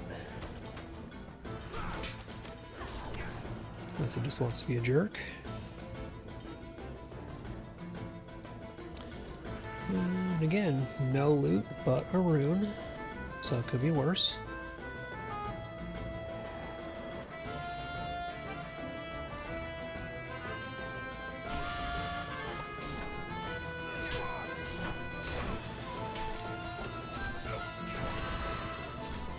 And when you're running these solo or even duo, the trappers don't use the enworminating effect on you, so they're not quite as much of a high priority target as they are in the full group run. And you don't get medics or lookouts, so there's not nearly as much of an actual kill priority in this version of it as there is in the full group version. Normally on polls like the one I just did where there was a sniper and a trapper, the trapper is absolutely the one that should die first because they have all of the control effects, and I'm pretty sure they're the ones who also generate the turn you into a worm effect. But on the solo duo, the knockdown does not last nearly as long, and you don't get turned into a worm. And I don't think it even spawns lookouts or menders in this version.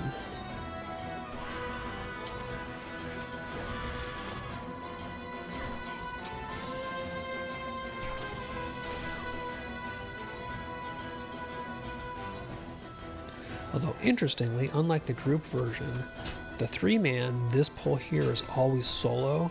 It's just whoever is in the in that kind of front spot, usually a bruiser. Whereas in the solo and duo one, you do have a 2-pull on this one. I don't quite know why they make the split like that. It's a little weird.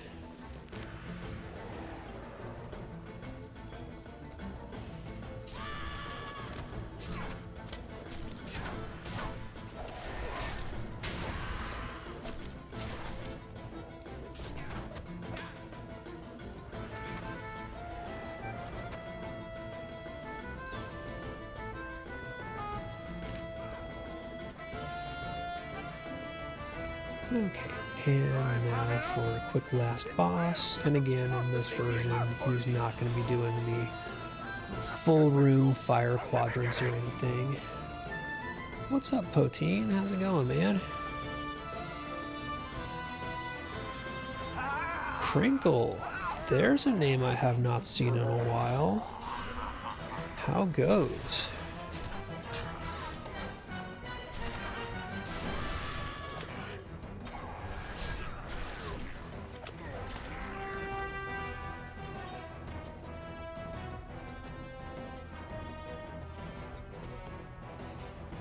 Unless I'm thinking of a different Crinkle.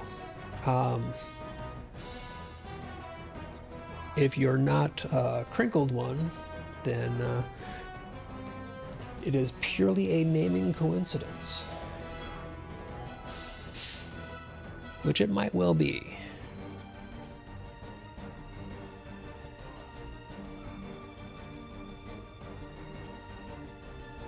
Thank you, Poteen. Appreciate it as always. Now that I can actually be done there.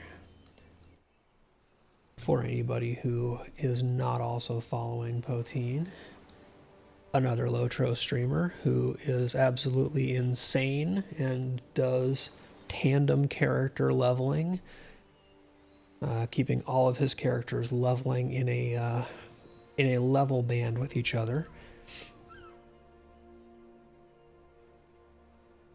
Okay, so there's somebody in the Pantheon community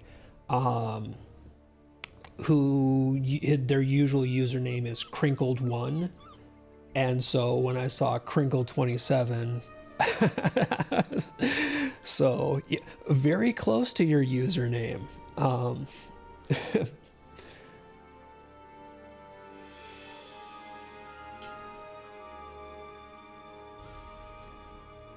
Okay, so let's see. Well, I'm not going to put you two in an arena and have you fight. You're both pretty.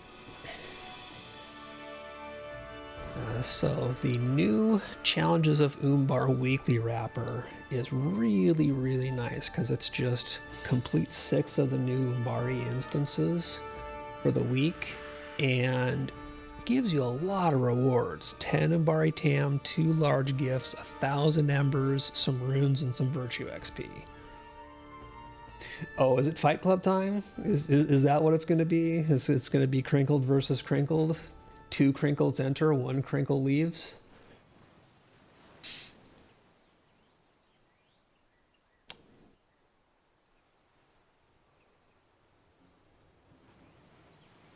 And let's see, what did we get here? Tarnished Sturdy, so that is a Might, Vitality, and Incoming Healing. Which again, if I didn't already have this would be a pretty good bracelet for, like, you know, a tanking set. It has a lot more incoming healing, but this one has the better vitality. It has tack mitt and max morale and the damage reflect plus the same basic essence slot. So if I didn't already have something like this for tanking, this new purple would probably slide into that. As it is, this is just going to be melted for embers, which is kind of a shame because it's actually one of the rarer times to get something that's a legitimately good piece. I just have a better version of it, so it ends up being 100 embers of enchantment.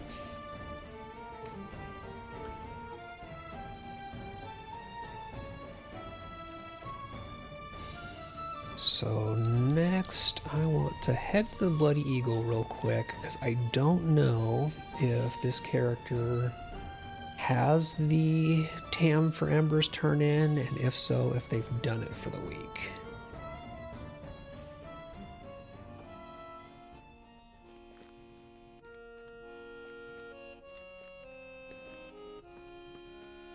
They might not have the rep yet to actually do it. Oh, nope, I already have, and I still have 10 hours left before that resets.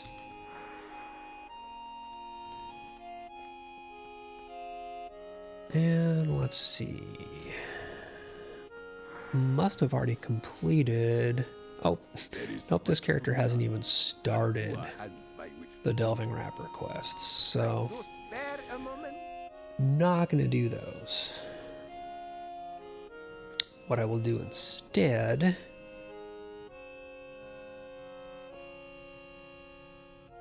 is bounce out to the hunting camp so that I can work on some of the various crocs and everything else out there, and kind of keep an eye on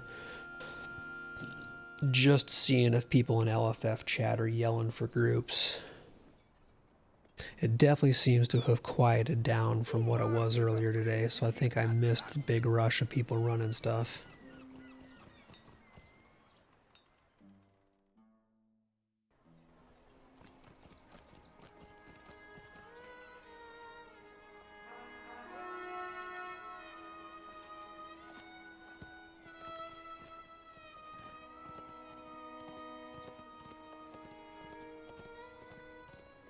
But really the important thing was getting some of those wrappers taken care of, some of the delving and mission wrappers for other characters, and making sure that everybody I'm doing them with gets their 6 Umbari instances in ASAP to get that wrapper rolling.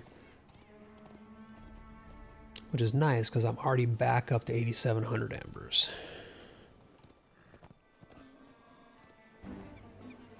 And I'm just going to ride straight past those flies because they're purely an annoyance.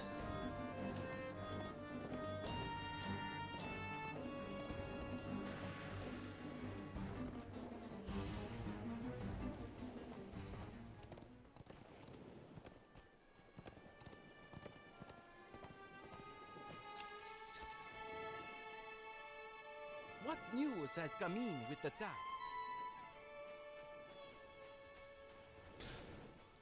Good handful of people out at the camp, likely all doing their dailies as well.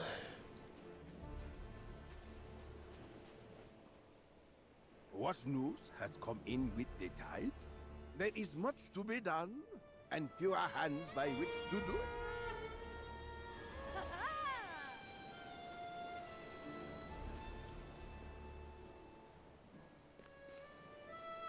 Oh, nice. What's the new video coming out? Do we get a spoiler?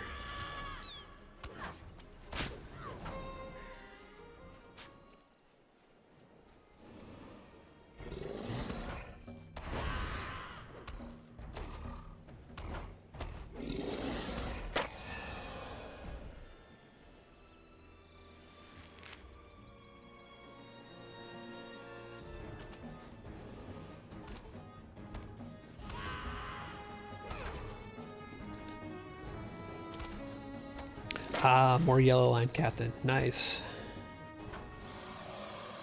Yellow line cappy is a lot of fun.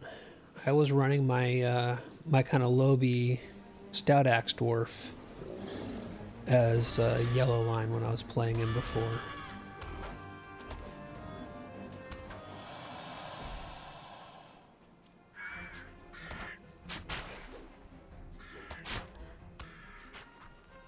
I suppose I should probably purge some wound effects if I have to.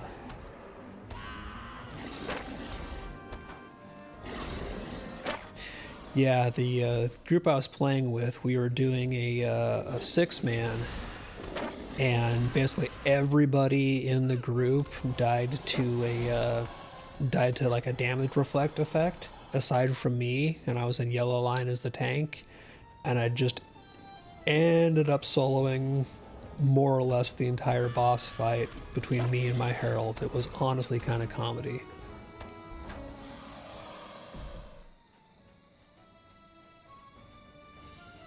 I was hoping to find more crabs hiding in the reeds here, but it looks like crabs are thin on the ground. So I will circle back around. Probably find them on Crab Plateau.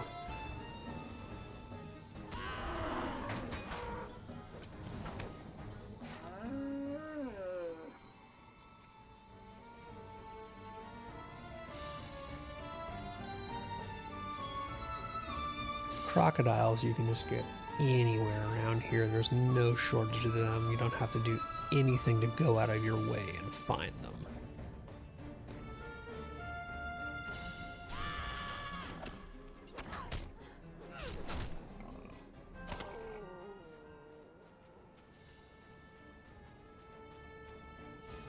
One of these days I will actually get this character's gathering skills up to where I can harvest Umbari stuff and not just pass it by and look longingly. But I've also been saying that for weeks and it hasn't happened, so I would not trust anything I say.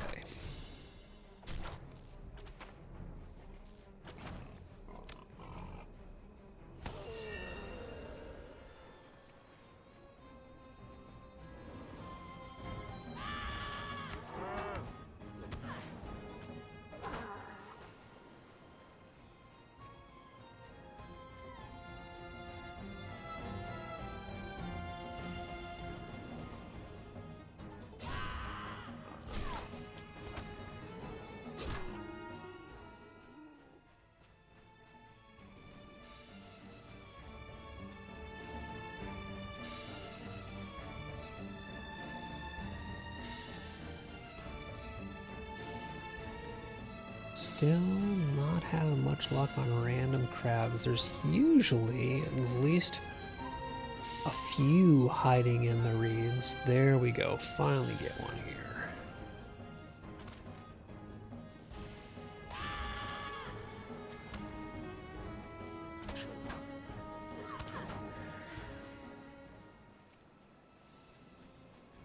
But it does look like crabs is not going to go as quick as it does some days.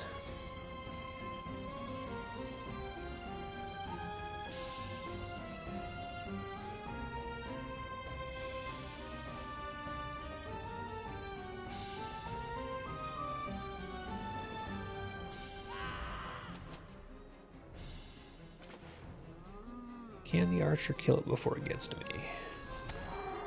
Not quite.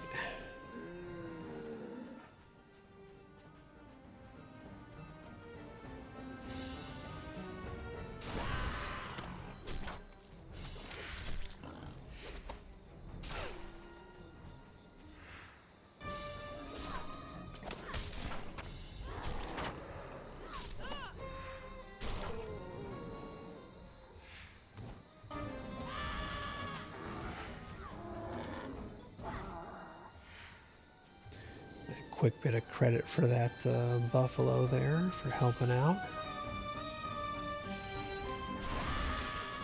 Again, more games should have the actual shared credit like that to encourage people to randomly help.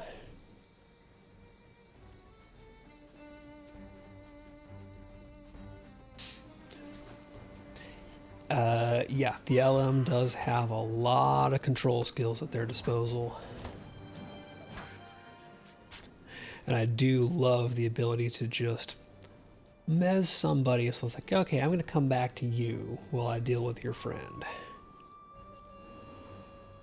You can make groups of mobs much more controllable.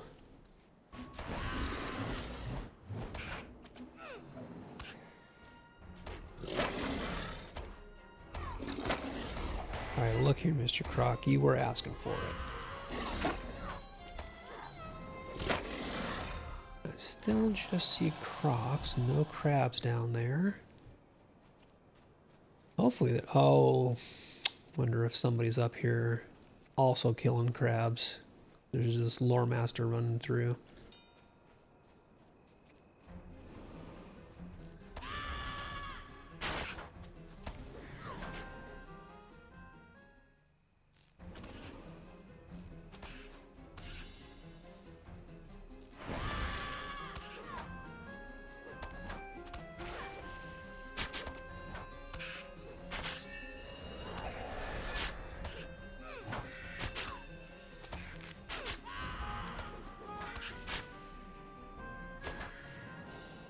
Apparently this character still actually needed the named crab, so that was a 2-for-1.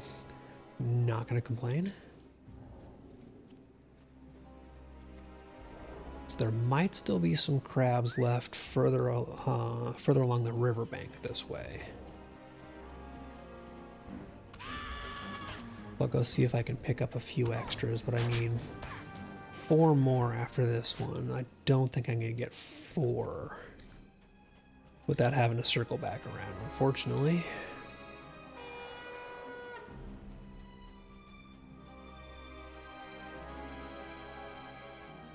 Might not get any down here.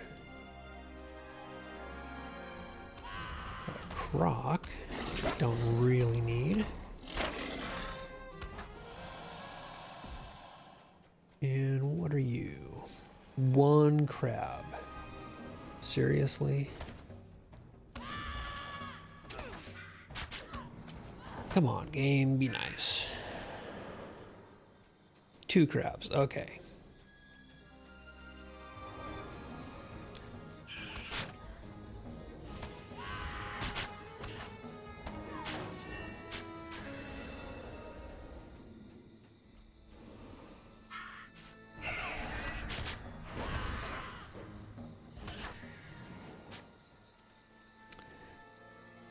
That is usually the end of the peninsula. There isn't, or the little beach here. There doesn't usually seem to be anything this close to the edge.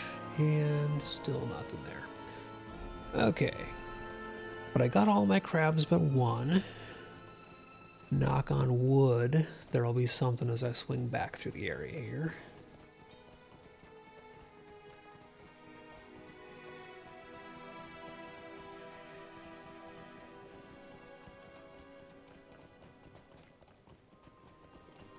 Sort of zip by the crocodile. There we go. Here's my last crab. And this is where I'm going to go back up onto the crab plateau, and there's going to be like a dozen of them spawned up there now that I have all of them.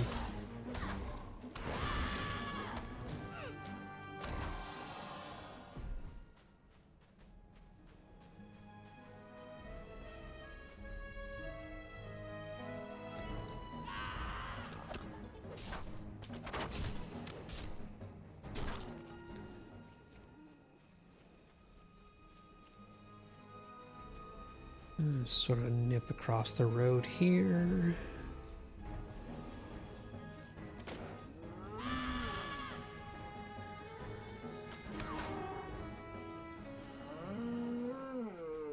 I can get 3 buffalo in pretty rapid succession. That's solid for this area.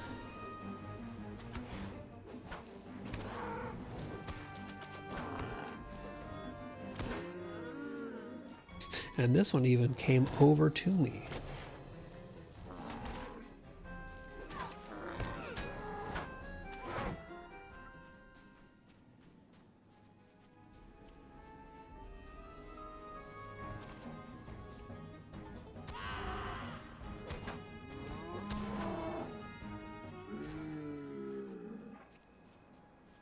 Got a nice little concentration of buffalo right across the road here. Definitely worth the quick stop. Although, please, could you at least pretend that I'm the threat and it's not my archer that's the threat? Like, just give me the illusion that I am not here purely as the archer's support character and pay attention to me.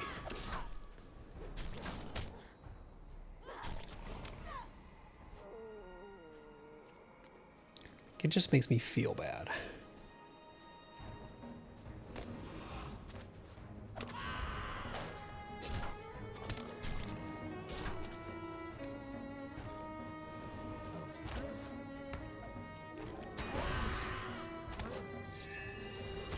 Oop. Double stalker.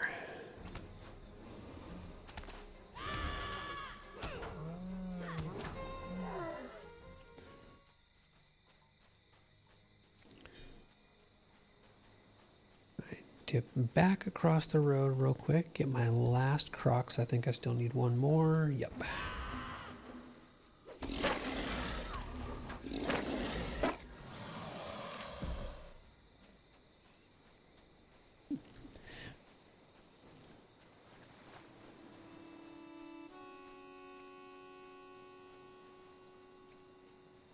Yeah, even when you're not actually in like a proper yellow line spec, you have some stupid amounts of crowd control on Lore Master. Dan's World would definitely know on that front. Let's see, I need 2 more buffalo and 1 more boar.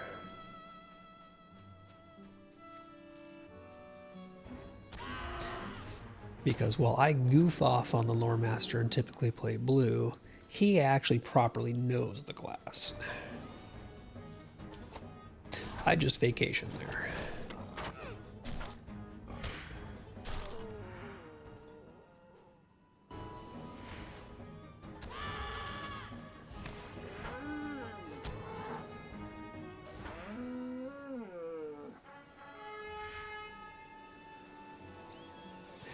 I mean, that's like 2/3 of Lotro.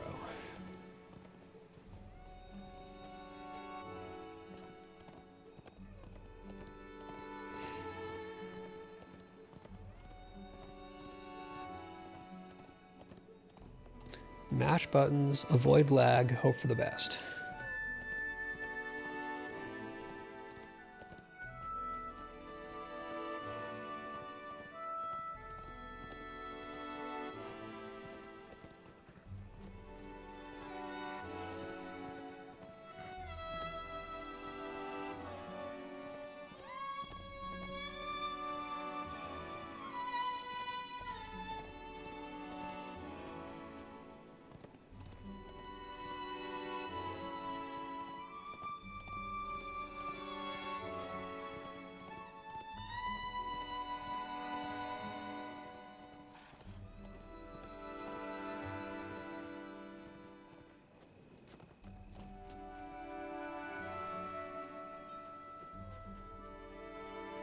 Might you spare a moment?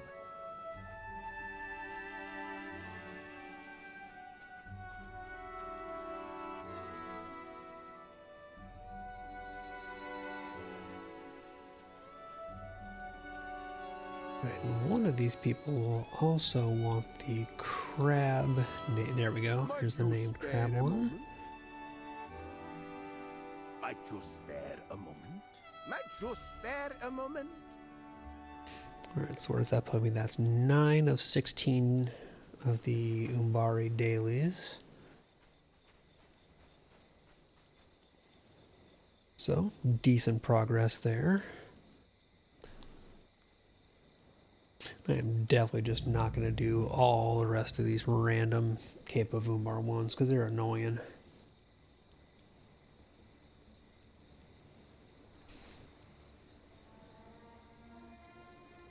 So I think that that's actually probably going to be it for this character because I've done my dungeon wrapper and my actual delving and everything else wrappers are not anywhere close.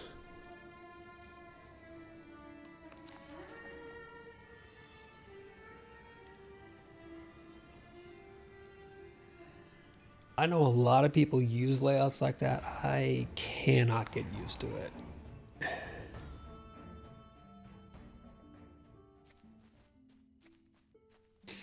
That is just not my thing.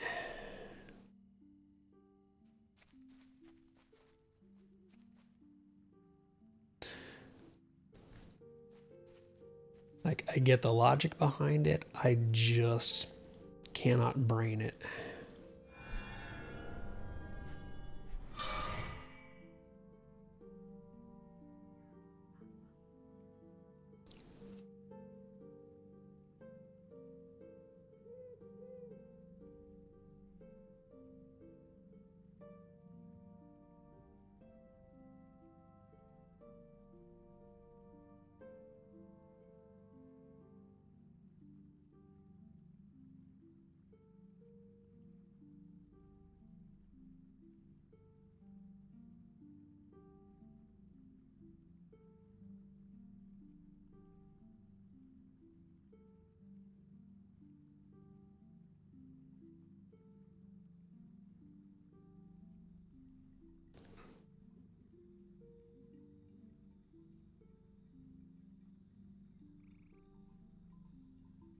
Right, let's see. Where do I want to put runes next? Keep filling out this one here because that's never going to hurt.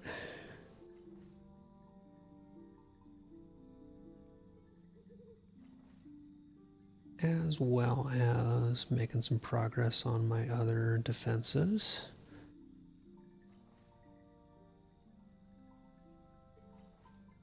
Just sort of spread these around. All of them are 520 runes, so I'm solid there.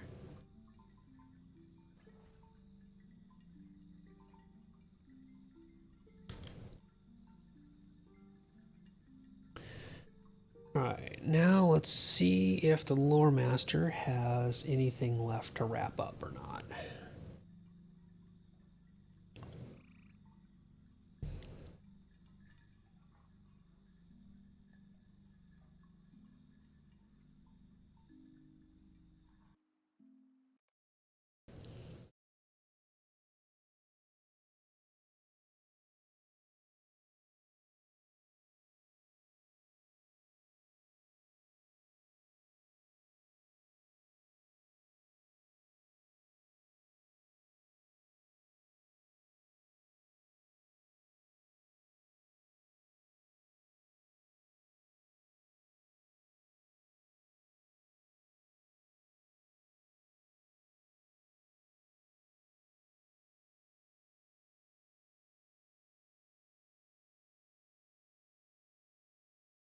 And we wait and see if Lotro freezes or comes back on character select, as always. Oh, that wasn't too bad.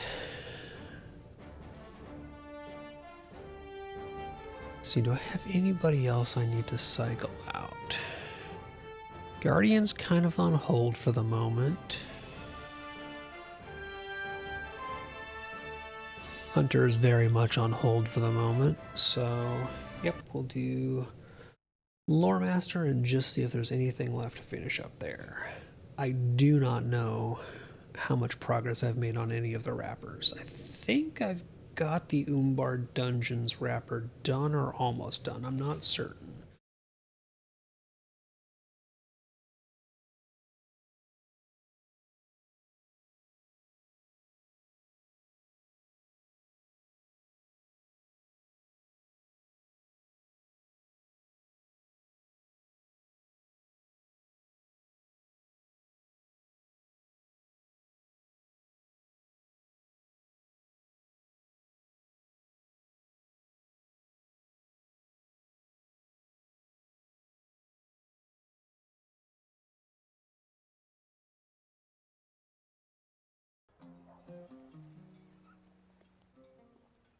Let's see.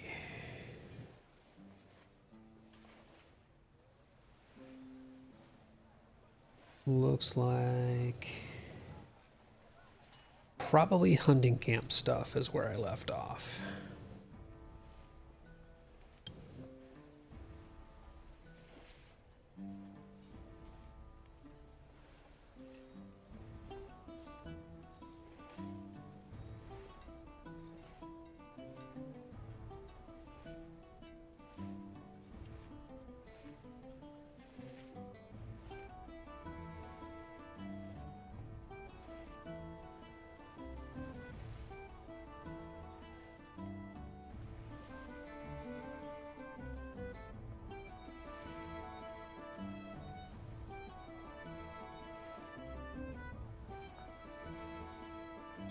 And where am I? Bloody Eagle, okay. I'm gonna hop in here real quick and just make sure that I don't have anything I need to actually pick up. I'm pretty certain that this character has done the Tam for Embers for the week, but I never want to let that one go undone. Yep, that's also still waiting on that 9-hour and change reset. And yep, all of those are still kind of just going on cooldown. But I've done enough delvings for the day.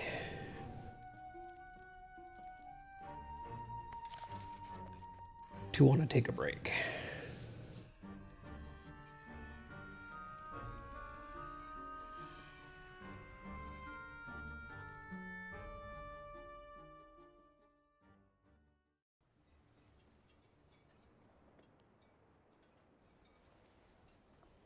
May the seas be cold and the wind.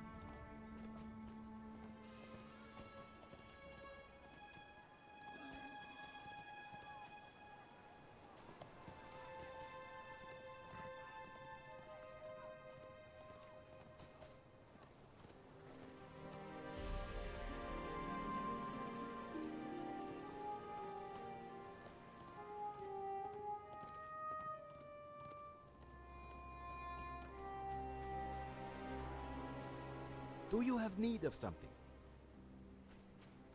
Right, so that one was already completed and waiting to turn in. I think because I'd finished the wrapper last time I was out here, and same with this one. And that's just the retry.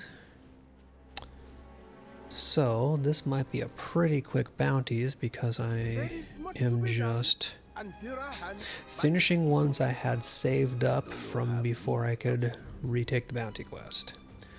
Alright, so I might have just kind of pulled out and geared this character for not a whole lot, which means so as not to make it for nothing, go ahead and at least do Isle of Storms and maybe Arena, even though I don't need these for the wrapper because I've completed the wrapper. It's at least a chance for some drops and some ember and to let the cat come out and play a bit.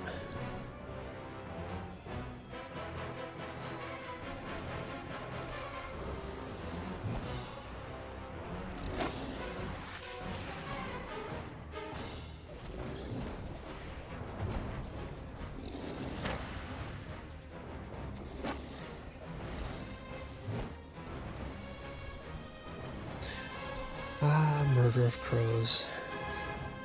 I love it so much. I still miss Sikkim, don't get me wrong, But Murder of Crows is really fun to melt bosses.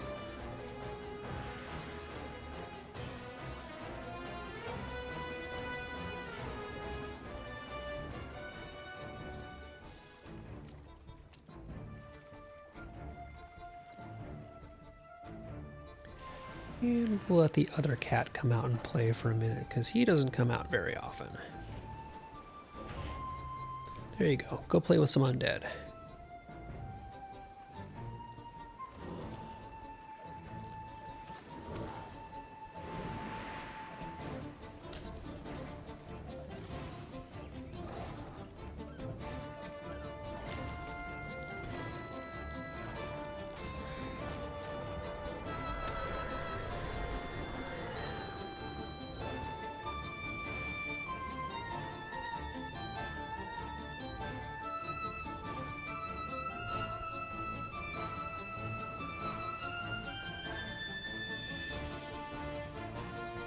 I will probably go back to the links here shortly. It's just fun to let the saber-tooth out every once in a while and play.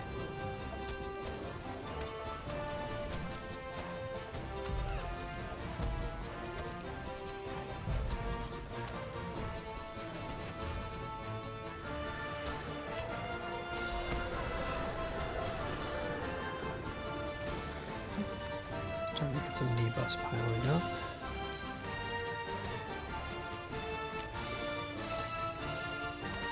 Yeah, a lot of the skin items are actual crafted. Like I have the black bear skin,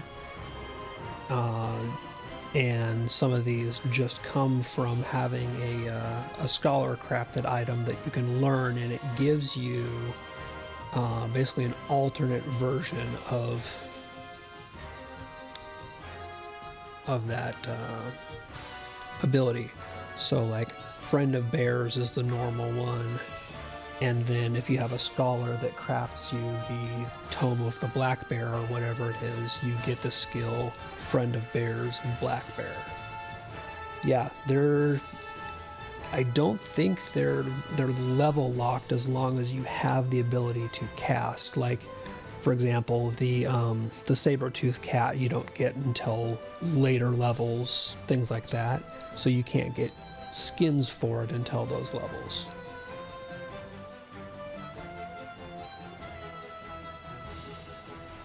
Oops, that's not the pet I wanted. I want the little kitty. Go get him.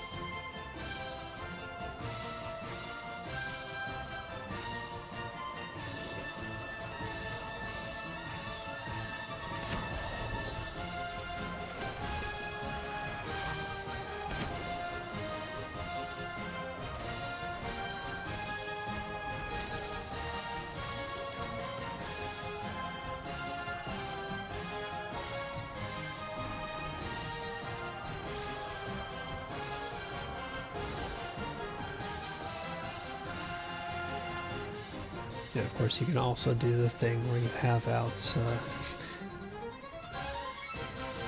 I like to do the. Oh, that's right. I'm in an instance. I can't pull out cosmetic pets because it's technically an instance, not a delving. But I like running around with stuff like a bear and a bear, or a cat and a cat. It's just silly.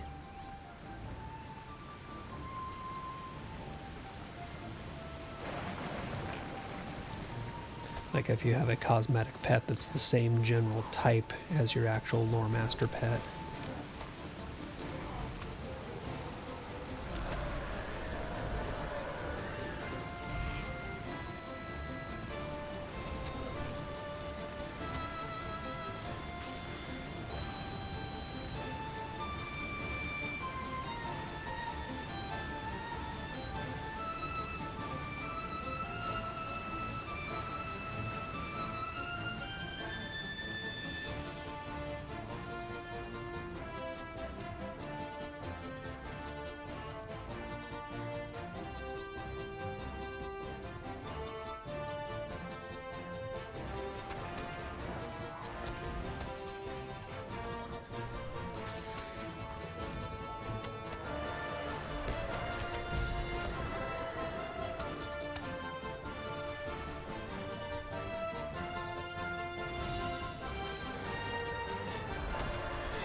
a lot of the music in Umbar is really good.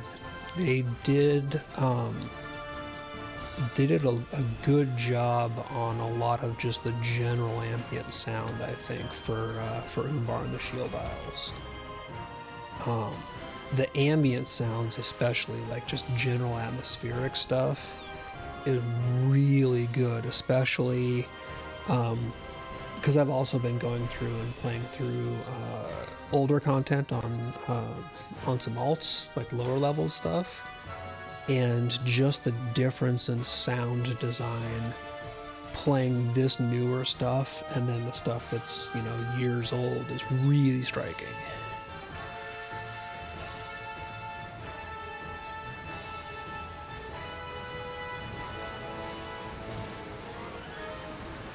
All right, Kitty, go play with the gorilla.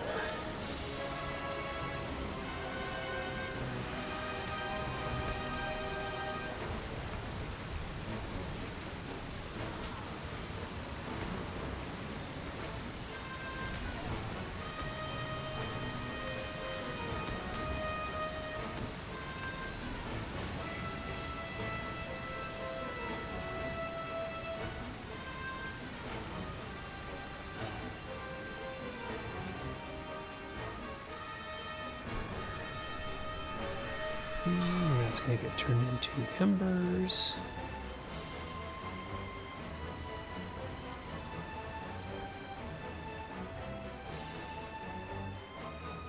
But again, a nice thing with these instances is even just running them solo, they're relatively quick, and even if you're not doing them from one of the wrappers because you've got it completed, any drops, if you don't actually end up using them, do disenchant into either 50 or 100 embers.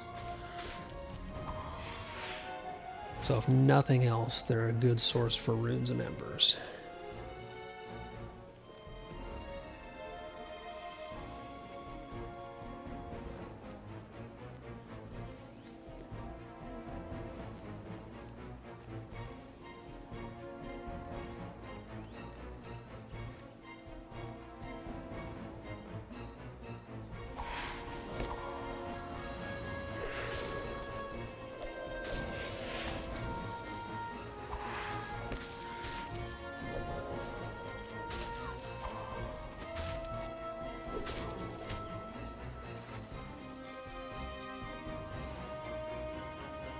Okay, there should be one more trash pull of these guys up ahead. And it's the one that always tricks you into thinking it's only one.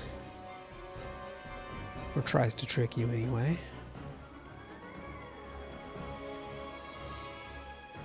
Because as soon as you engage that air and wind, it's going to spawn chaotic winds.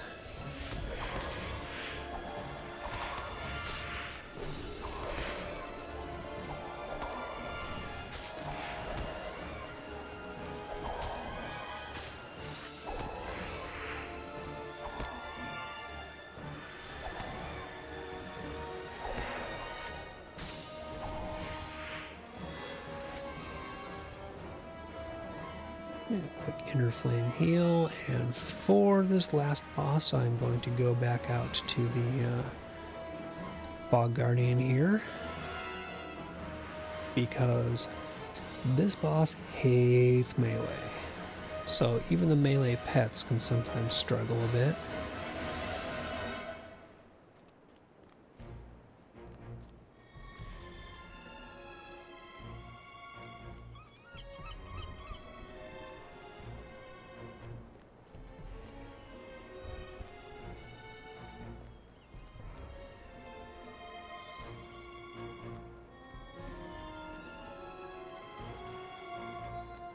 I always do get a laugh when I see people doing the pugging the red maid on tier 3. Like you're putting an awful lot of faith into pug tanks and healers in particular for that one. Like if you get a good tier 2 group and say, hey, what do you think about doing this on tier 3? That's one thing. Just straight off the bat trusting a pug for tier 3. Say it's ambitious.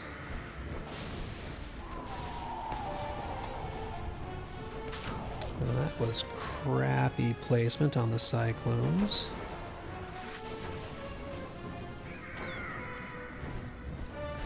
Right off the bat.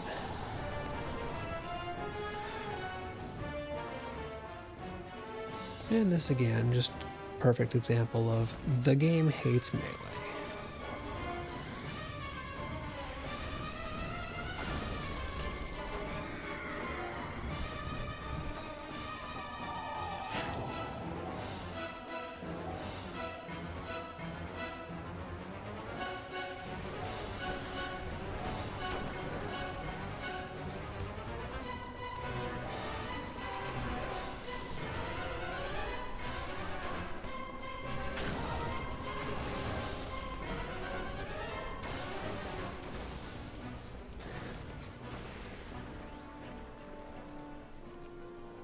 Stunned into a water spout is kind of cheesy game. I saw what you did there. I don't appreciate it.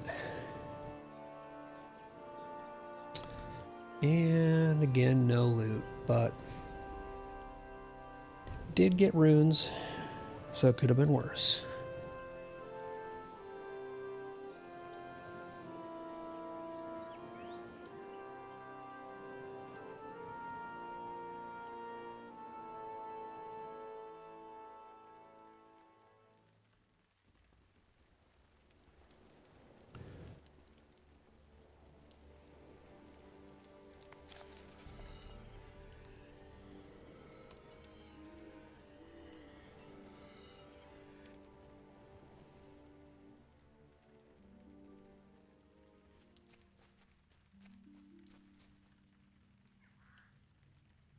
Okay, did I do my ingredient crates? Yep, those are still on cooldown.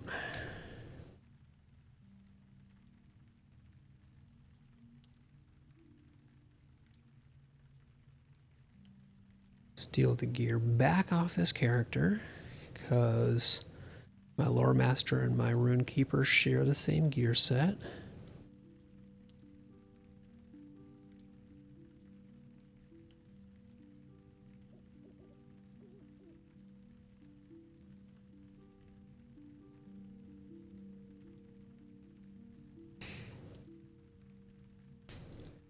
One thing I do need to remember to do, and I have been really bad about that, so I'm going to remedy that here.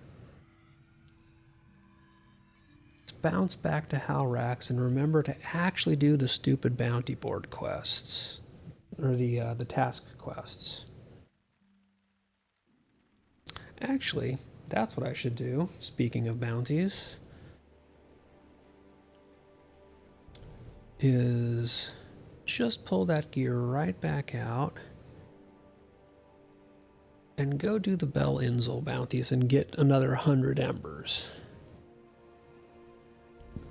Because it's honestly kind of silly not doing those after cycling through all these characters.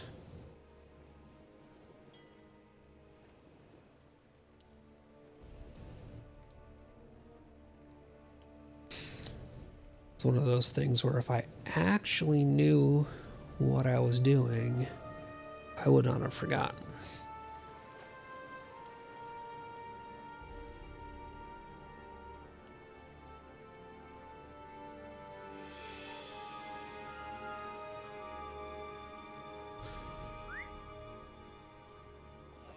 So, take the quick ride out to Bell Inzel, because there is a task board right here.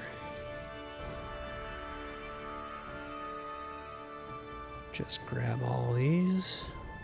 I'm pretty sure I've got a fair amount of task items all collected at this point, because I've been neglecting the task board.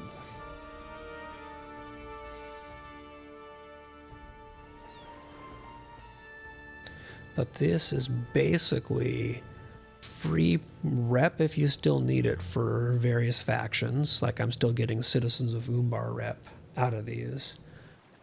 As well as free progress towards your legendary reward tracker.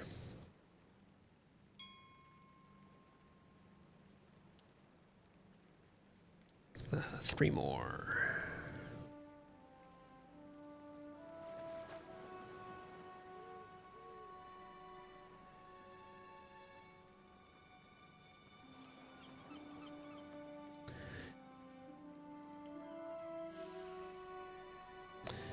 Basically, you get almost a full rank on your legendary reward tracker if you do 10 tasks.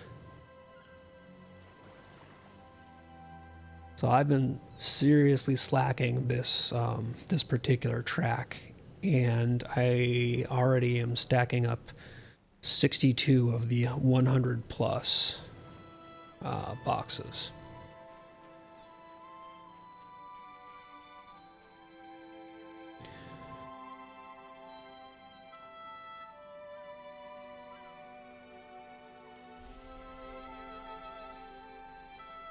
Some point in time, I need to take an afternoon and just pull everything off the track and sort out where all of it's going.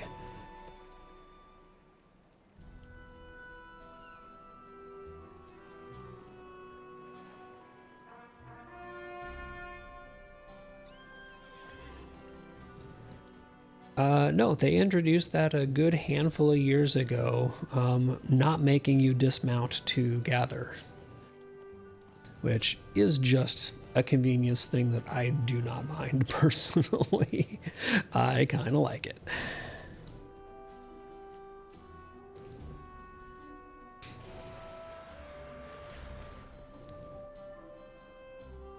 Oh, that minstrel looks like they're running away from the salamander. Hopefully they're going to come back and kill it, because I'm assuming they were waiting here for it.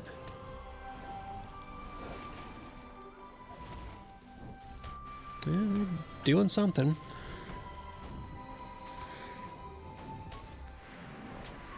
There they go. Make sure you get your tag, buddy.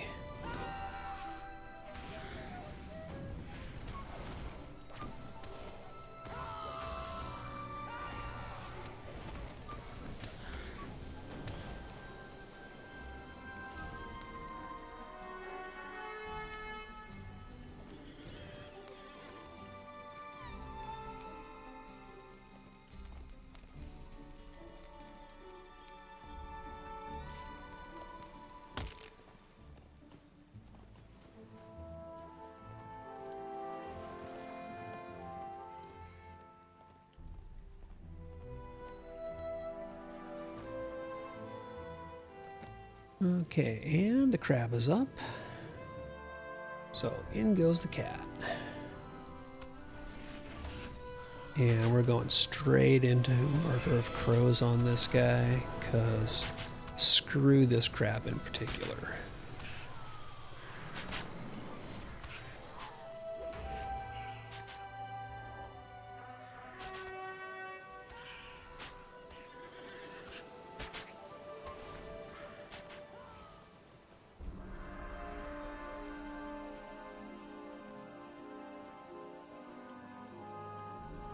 Wait, I figure it, the quicker the crab can get dead, the less he can annoy me.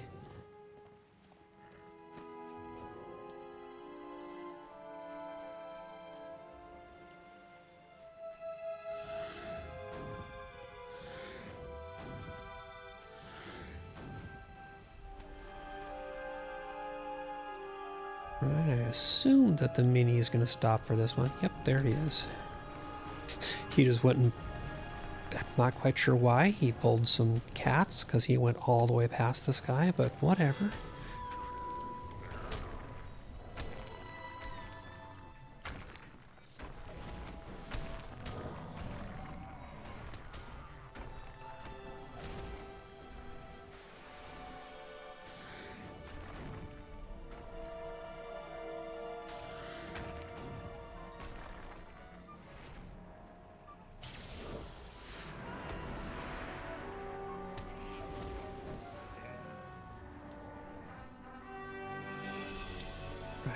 beast down, so that's just the bird and the tree left.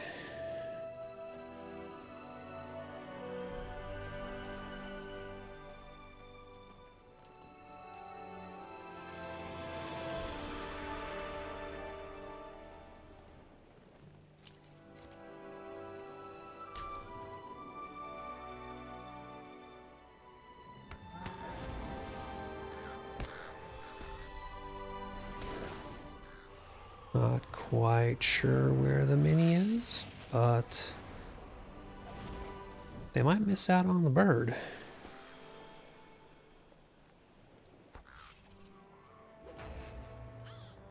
Did they just completely disappear, or did they do them in a weird order maybe? And didn't need the bird.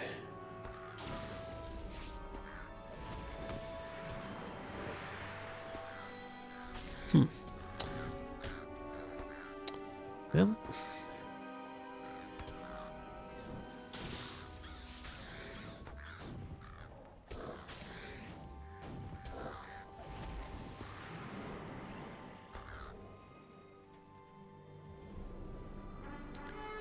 nope.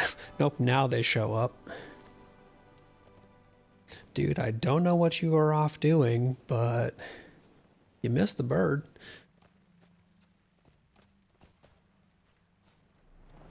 I wonder if they went and killed the tree. Nope. I truly do not know where that dude went.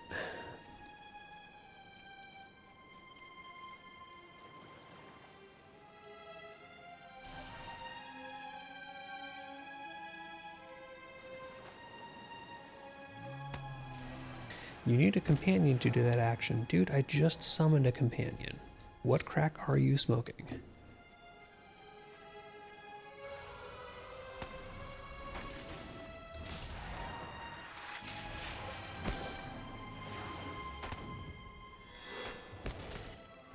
And because it's the last of these bounties, I'm just going to go ahead and murder of crows this guy as well.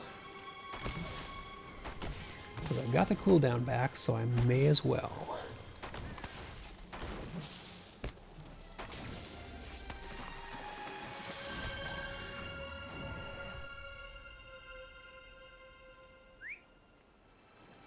Yeah, I kind of feel bad. I'm not sure what that mini was off doing, but I don't know if they got the bird or the tree done.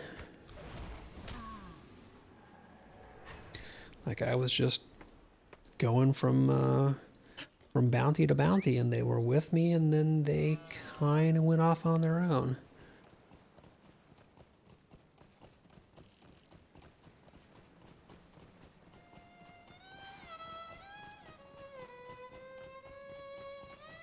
Yeah, it's nice every once in a while to do basically just a fully casual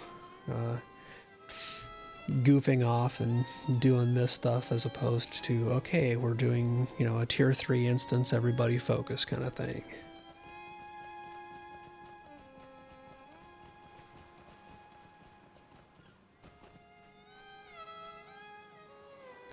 Although again, I do want to get some more high-level tiered instances in before too much longer. I want to start making progress on tier 4 and tier 5 of streets, if nothing else. Fair winds! But don't know that I want to do that with random pugs on the weekend, you know? It's a fine day indeed. Greetings, kind traveler.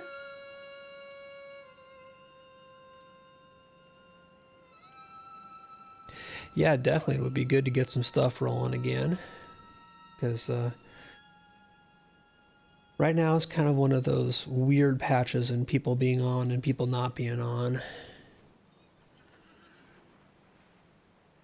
So the more the merrier. Definitely people doing pugs of the 3-mans and even arena at the higher tiers, but I've also seen those really kind of immediately dissolve into just being utter shit shows. And That's always one of the things that ends up being a little bit rough there, which is just like, okay, this could either be really good or this could make me want to claw my skin off.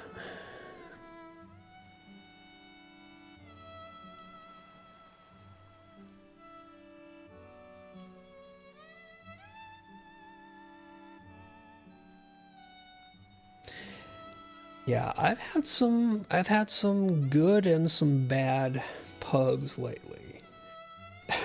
What's up, Epic Games?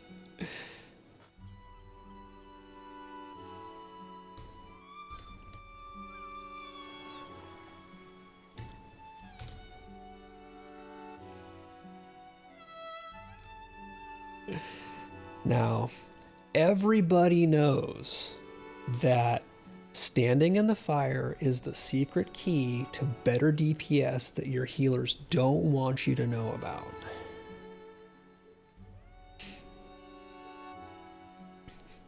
Yeah, I've had some really good pugs lately, and I've had some really, really skin peeling pugs. Okay, that's where I know you from, is being on YouTube. Gotcha.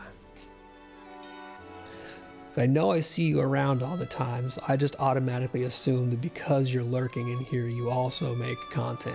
So, my bad. I had a really good pug the other day where it was running with a Runekeeper healer, and they basically, we were doing, I think it was a Streets Tier 2, and we ended up with, I think, me and a hunter and the Runekeeper. And it's like, well, do you want me to go tank? And the Runekeeper's just like, nah, both of you guys go DPS. Nobody's dying. Yep.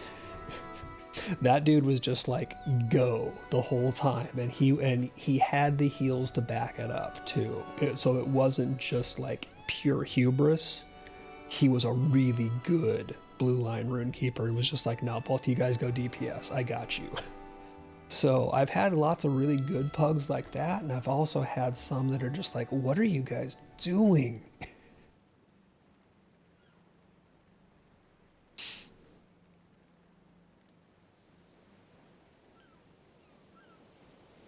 All right, so quick bounty boards. The nice thing about the bounty boards too, and well, actually it's nice and bad at the same time, is that each of the bounties gives you one of these, one each of the Umbari Athelas and Celebrant essences, your morale and your power potions, which is awesome if you don't have a stash of potions.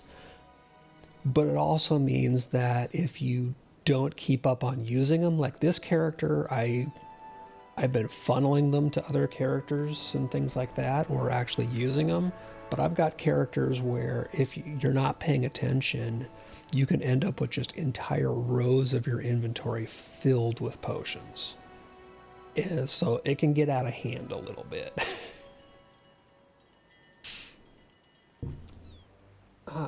Okay. But it is definitely time for me to pop out and take a quick break here because I need to eat some lunch.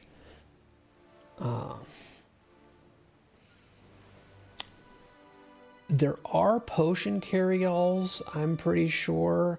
I don't have them. And I'm not sure if you can actually use the potions out of the carry-alls. I don't remember if you can use them directly from them. So I've never experimented with getting and see, that's my worry there, is that they end up just being another extended storage thing. And I already have enough of those. Let's see, who is online and doing... Oh. Oh, that would be so nice for stuff you didn't want to keep in your wardrobe, but you wanted to have available in stash. So kind of use it as like extended wardrobe space. Not gonna lie, I have made characters that are literally nothing but a like bank space for stuff like that, where I just make the character, get them into Bree, give them enough gold to buy up their personal bank space as much as you can do there, and just shove all that kind of like stashed cosmetics on stuff like that. Anyhow, I'm gonna hop off for a little while to take a break. So what I'm going to do is, because she's never on and running when I'm doing things, is everybody go yell at Nissa, because she's doing I have no idea what. But she is good people.